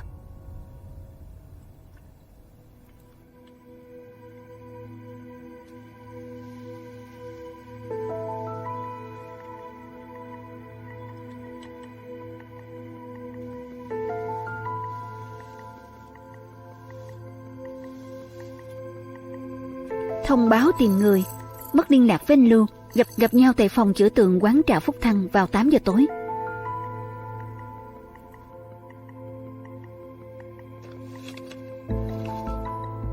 Là anh ta. Ai? Anh Tám. Làm sao con biết đó là cậu ta? Khi con đến đài phát thanh Đông Á tìm anh ta, đã lấy danh nghĩa đăng thông báo tìm người mất tích. Anh Lưu này, đại diện cho một đồng nghiệp họ Lưu của anh ta, đã bị anh ta giết chết rồi. Trước mắt chuyện này chỉ có con và anh Tám biết. Có thể cung cấp hai thông tin quan trọng này, không phải anh ta thì còn ai nữa. Xem ra anh ta muốn bán tình báo này cho con. Được rồi, bố đã đọc xong thư. Bố nên thực hiện lời hứa của mình rồi. Nếu bí mật của bố không khiến con hài lòng, vậy thì con sẽ tự xử lý chuyện của anh Tám một mình. Bố cũng không được nhúng tay vào đó. Nếu không, chuyện gì con cũng có thể làm ra được đó. Được, thực hiện lời hứa. Con đi tìm ông Từ, cứ nói là bố bảo ông ta đưa con đi xem bí mật của bố. Đi đi. Nếu không để con đi thì thằng nhóc nhà con sẽ tạo phản mất.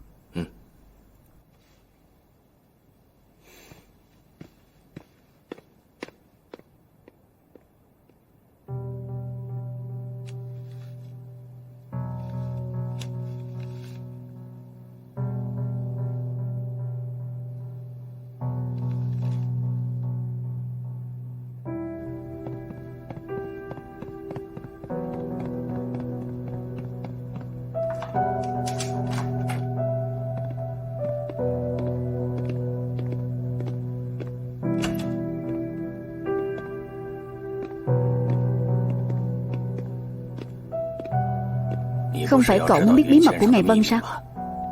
Bí mật của Ngài Vân ở tất trong cái hộp đó. Cậu cứ xem đi. Giấu hết ở đây sao? Đúng. Xem đi.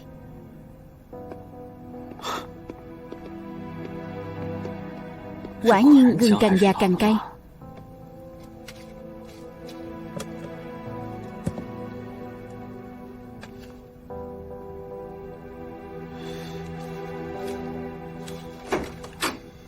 Cậu hai, có vài chuyện Ngài Vân không muốn cậu biết, là vì muốn tốt cho cậu thôi. Ngài Vân cũng có nỗi khổ của riêng mình. Sau này cậu tuyệt đối đừng đối đầu với ông ấy nữa. Biết chưa hả? Tôi cứ muốn đối đầu với ông ấy đó. Tôi sẽ quyết tâm làm đến cùng luôn.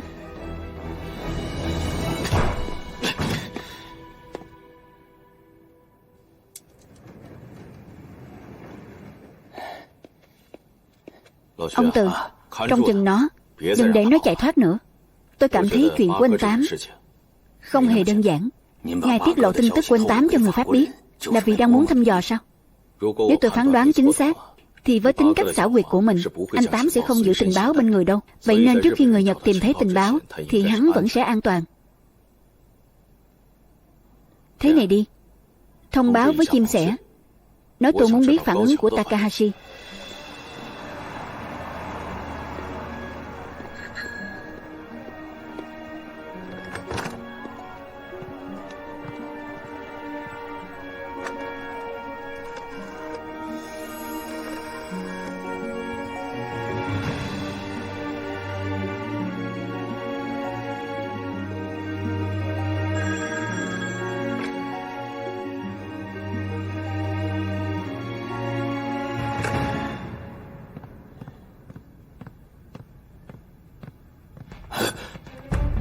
Hỏng rồi.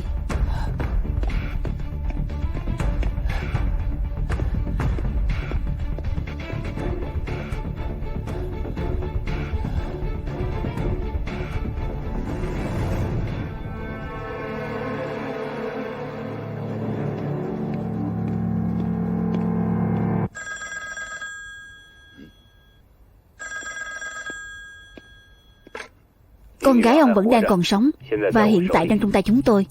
Tuyệt đối đừng làm hại con bé. Tôi sẽ nghe anh hết. Được, tôi nhớ rồi. Tôi sẽ lập tức tới ga tàu hỏa.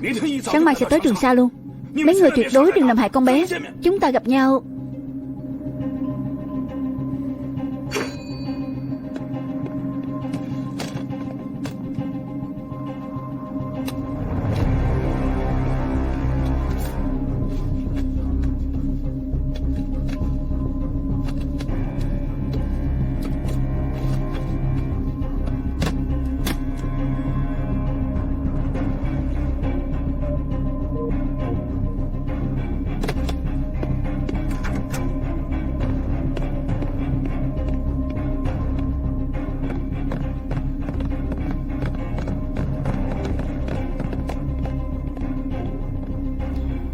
Alo, ai vậy? Lúc nãy cảm ơn xe của cô. Là anh sao? Lúc 8 giờ tại phòng chữa tường của quán trà Phúc Thăng. Quá hạn không chờ.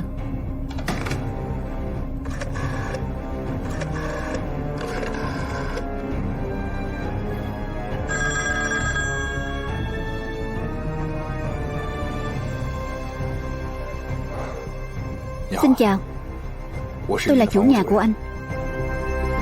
Thực ra từ đầu đến cuối, chuyện của anh Tám đều không có chút sơ hở nào. Vân Một Chi nảy sinh nghi ngờ là vì côn ngô thần bí kia. Bức tranh Vân Hoàng Thâm tìm thấy chắc hẳn là do côn ngô vẽ. Với thông tin được thể hiện qua bức tranh thì có thể thấy côn ngô cực kỳ tự tin vào việc quân Nhật sẽ chiếm được Trường Sa. Con người hắn sẽ không lạc quan một cách mù quáng đâu. Chắc chắn là phải nắm chắc được căn cứ gì rồi. Chuyện này chắc chắn vẫn còn ngụ ý khác. Hắn nhất định phải kiểm tra lại lần nữa.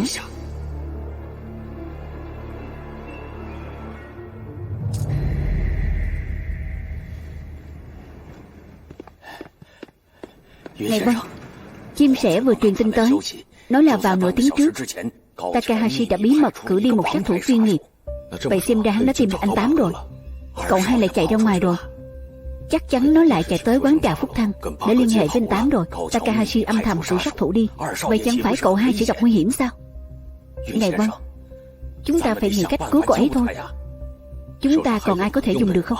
Để đảm bảo bí mật tuyệt đối về thân phận của ngài, tôi đã thay đổi hết người trong tay rồi. Người mới ngày mai mới tới được. Nếu nói dùng được thì chỉ còn mỗi đội của chim sẻ thôi. Không được, trước khi hoàn thành hành động săn tiền không được đụng tới đội chim sẻ. Ông Từ, ông ra ngoài xem thử xem có ai đang theo dõi chúng ta không. Vâng.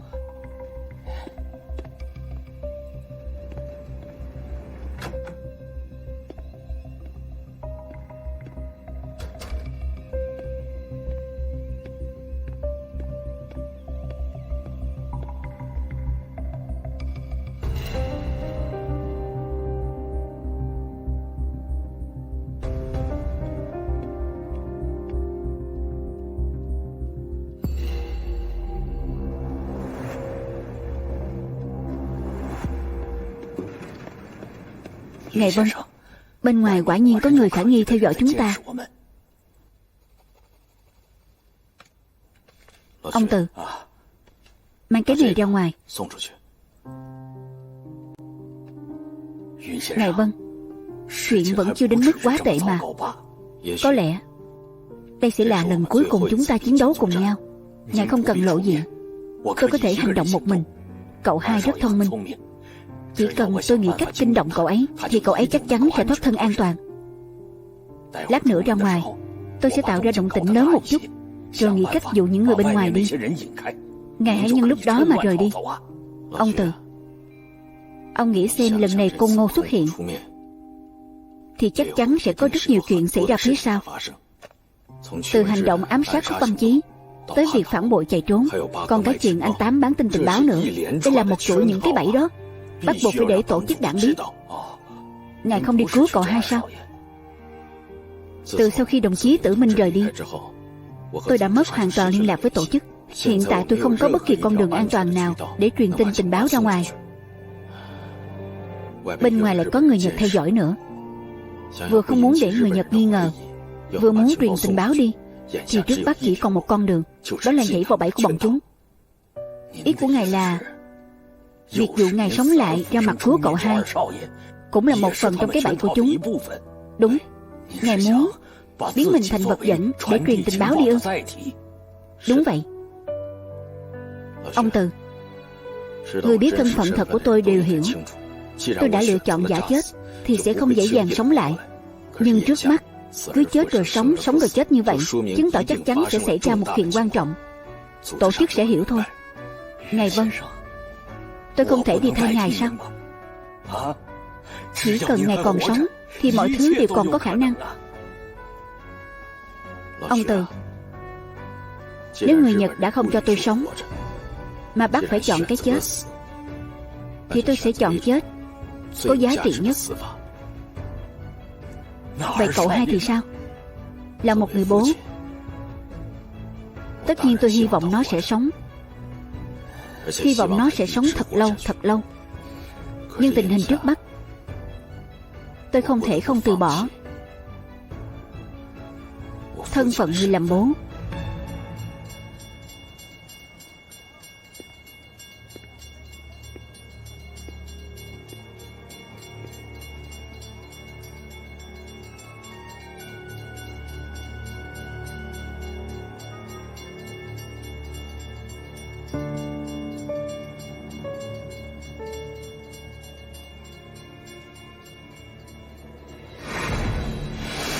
Nhớ kỹ, giết bố, giữ con. Vâng.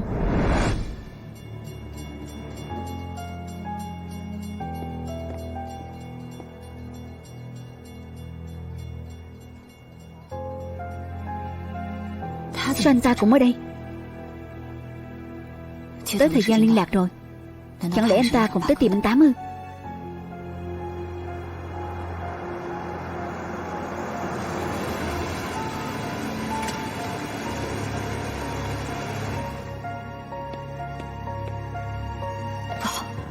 Không hay rồi, người trên xe có khả năng là anh Tám.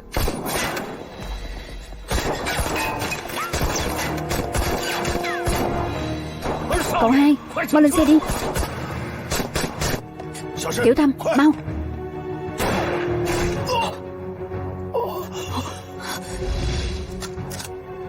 Mau đi thôi.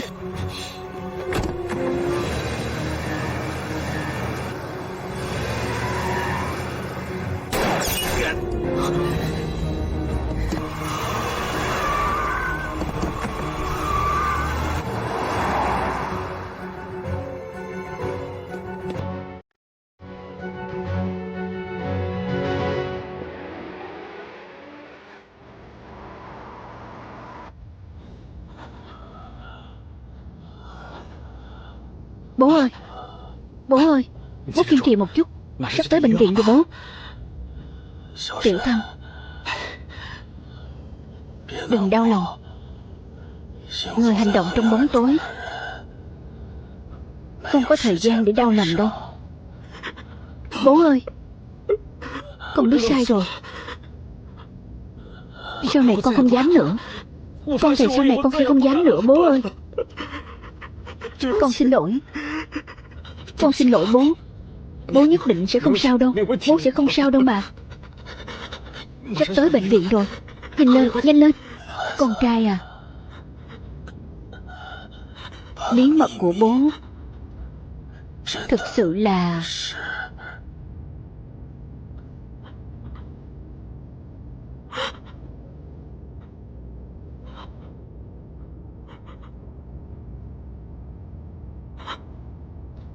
Bố ơi, bố ơi, bố tỉnh lại đi bố.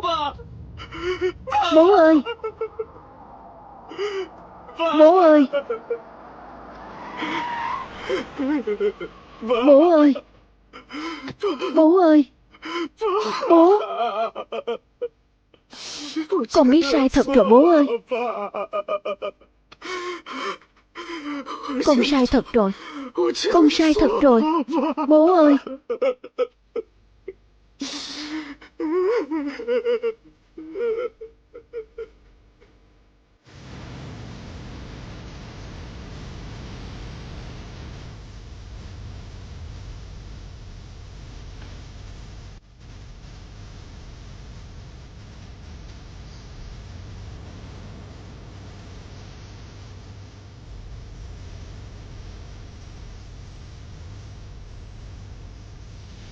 Bố ơi, bố đi thanh thản nhé.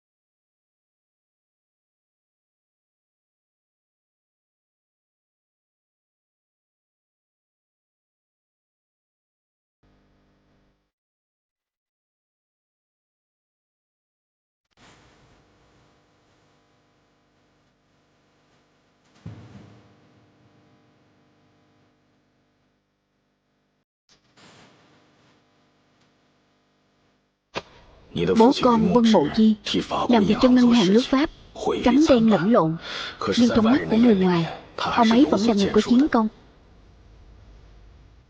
Nhưng trong lòng bố rất rõ ràng, điều khiến bố tự hào nhất cuộc đời này có lẽ chính là hai đứa con trai của mình, là con và anh con.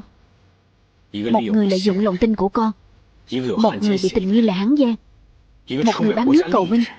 Im miệng. Đừng đau lòng.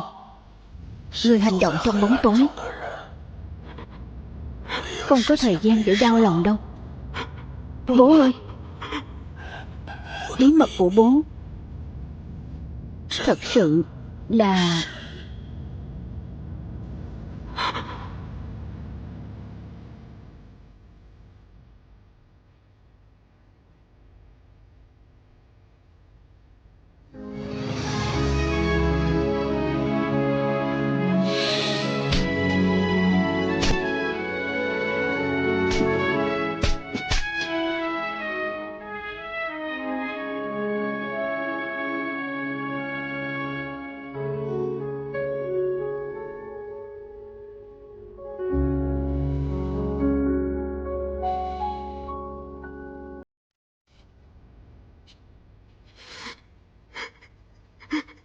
Tôi không biết tay bắn tỉa kia có nhìn rõ mặt tôi không, nhưng nếu người Nhật điều tra được hành tung của anh Tám thì chúng sẽ nhanh chóng điều tra ra được anh Tám đã từng gọi điện tới nhà nghỉ này.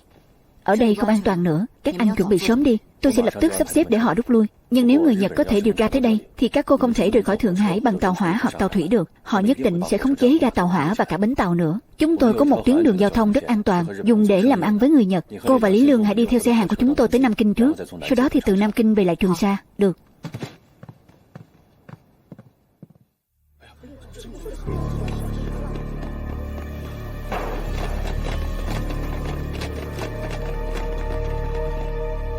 Lục soát cho tôi.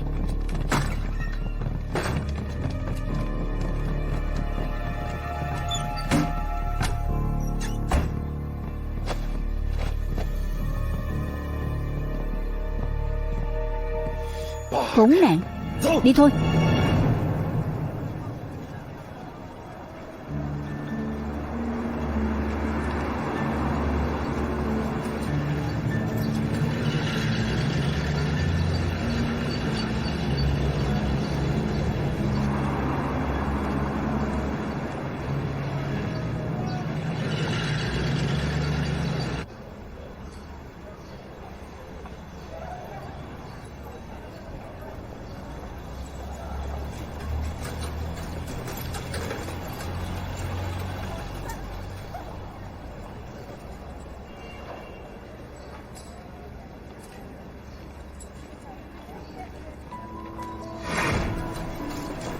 Sáng ngày kia, chúng ta sẽ lên thuyền rời khỏi Thượng Hải.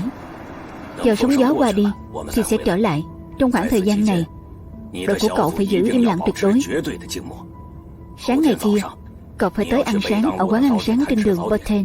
Nếu chúng ta có thể thành công trốn thoát thì vào khoảng 7 giờ sẽ có người tới quầy hoa bên cạnh quán ăn sáng để mua 5 bông bách hợp, 6 bông hoa hồng và 2 nhành cẩm chướng. Nếu người mua hoa không xuất hiện, cậu hãy tới ngân hàng Pháp lấy một món đồ ký gửi, rồi gửi theo địa chỉ trên đó.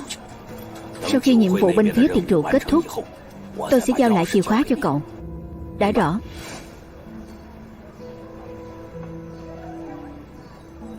Ông chủ, tính tiền. Được, tới ngay. Được rồi, cảm ơn. Xe kéo, ông chủ. Cho 4 cái bánh bao, có ngay. Tới ngân hàng Pháp. Vâng. Tôi nhất định sẽ điều tra rõ ràng. Vâng.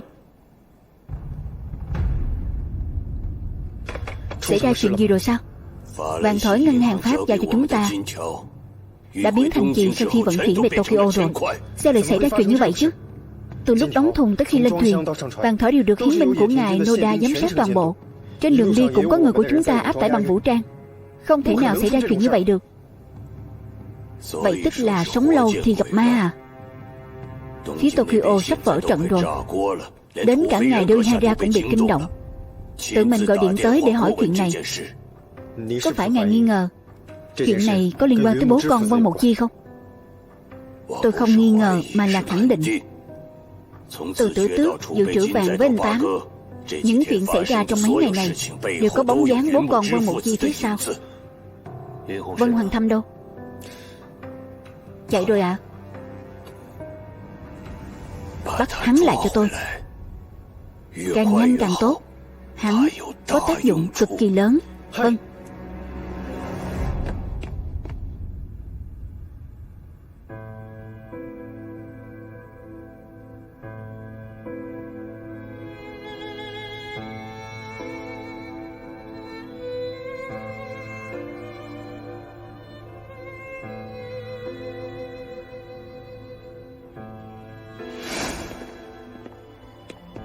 Chẳng phải cậu muốn biết bí mật của ông Vân sao? Bí mật của ông Vân đều nằm trong cái hòm kia. Đúng. Con không có thời gian để đau buồn. Con phải tra ra kẻ đứng sau báo thù cho bố. Con không thể để bố ra đi không được thanh thản.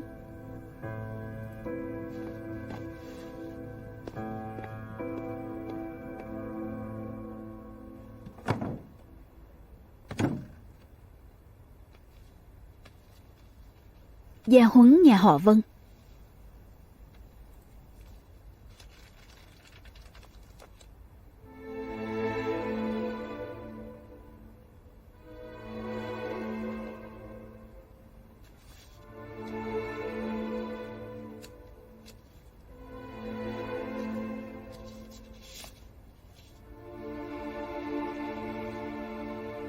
Sao bức ảnh này chỉ có một nửa? Chẳng lẽ bí mật thực sự của bố nằm ở nửa bức ảnh kia sao? Trên nửa bức ảnh kia hẳn là vẫn có một người nữa.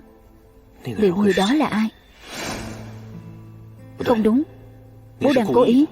Trước tiên là bố tung cái phân chí ra để chuyển sự chú ý của con đi, rồi lôi câu chuyện sang danh tính thực sự của bố. Bố không muốn con truy cứu người trong bức tranh. Người đó rất nguy hiểm, cũng rất bí ẩn, nên bố không muốn con nhúng tay vào.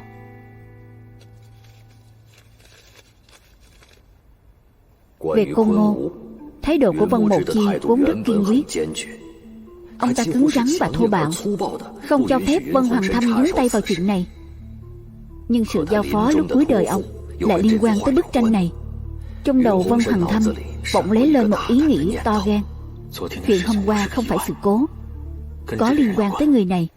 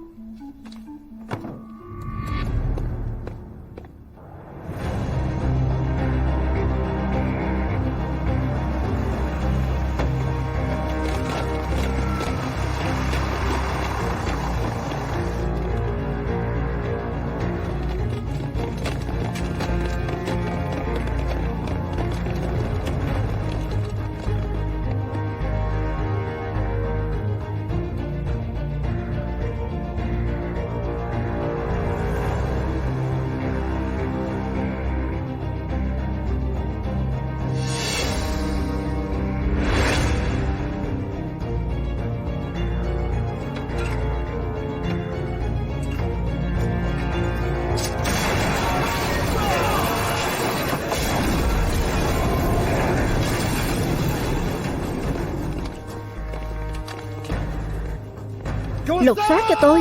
Rõ. Vân Hoàng Thâm, sớm muộn gì tôi cũng bắt được anh. Tiền dự trữ trong ngân hàng Pháp xảy ra sự cố.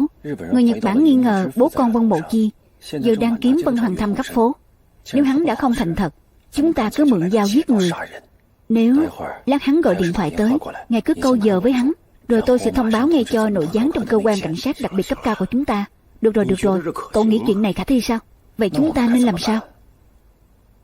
Thông báo cho nội gián, quan tâm sát sao tới hành động của Takahashi, rồi lập tức cử người đi.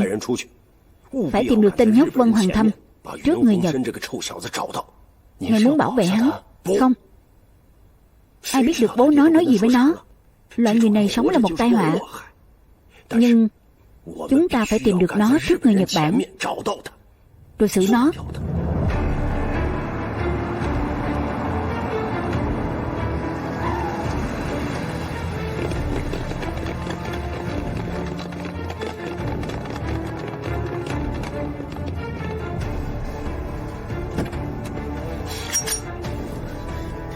Tôi khuyên anh đừng manh động. Nếu anh muốn chết thì cứ nổ súng. Có thể kéo các người xuống địa ngục cùng tôi thì cũng không lỗ. Các người tới đúng lúc lắm. Chết thêm một người, bọn tôi đỡ phải giết thêm một người trên chiến trường. Chuẩn bị.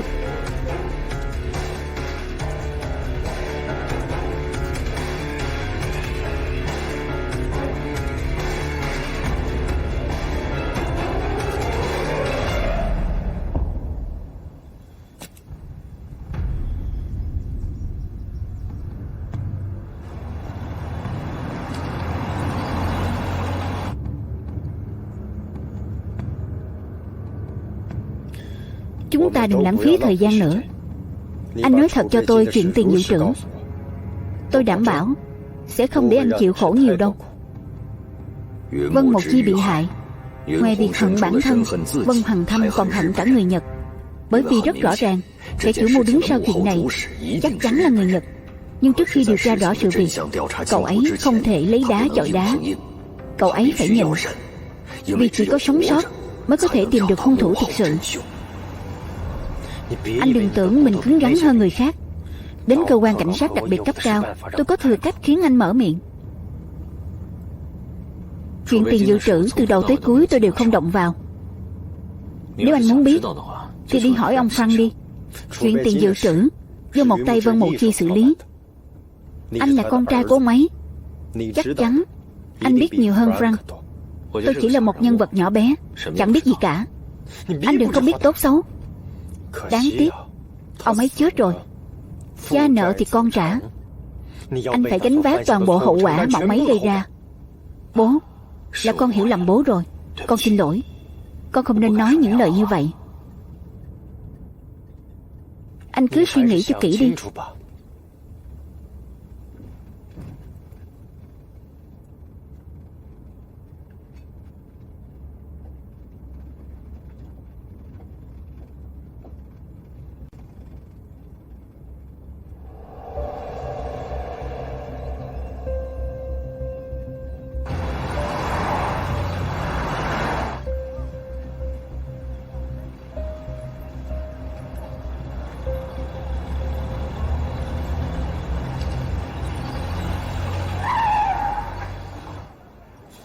Có chuyện gì thế?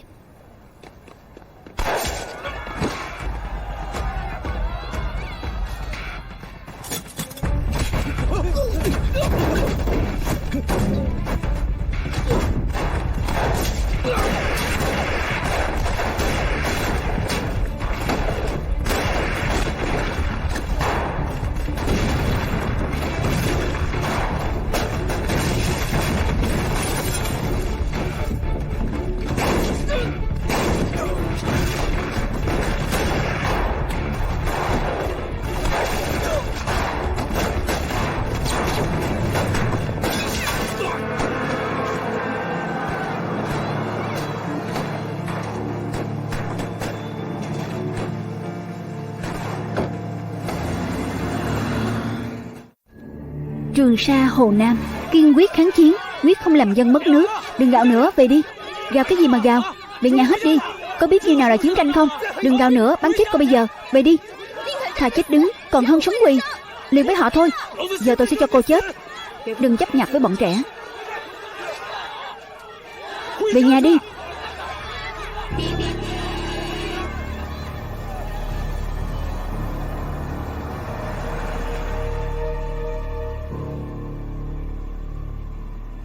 Các cô muốn làm gì? Làm gì thế hả?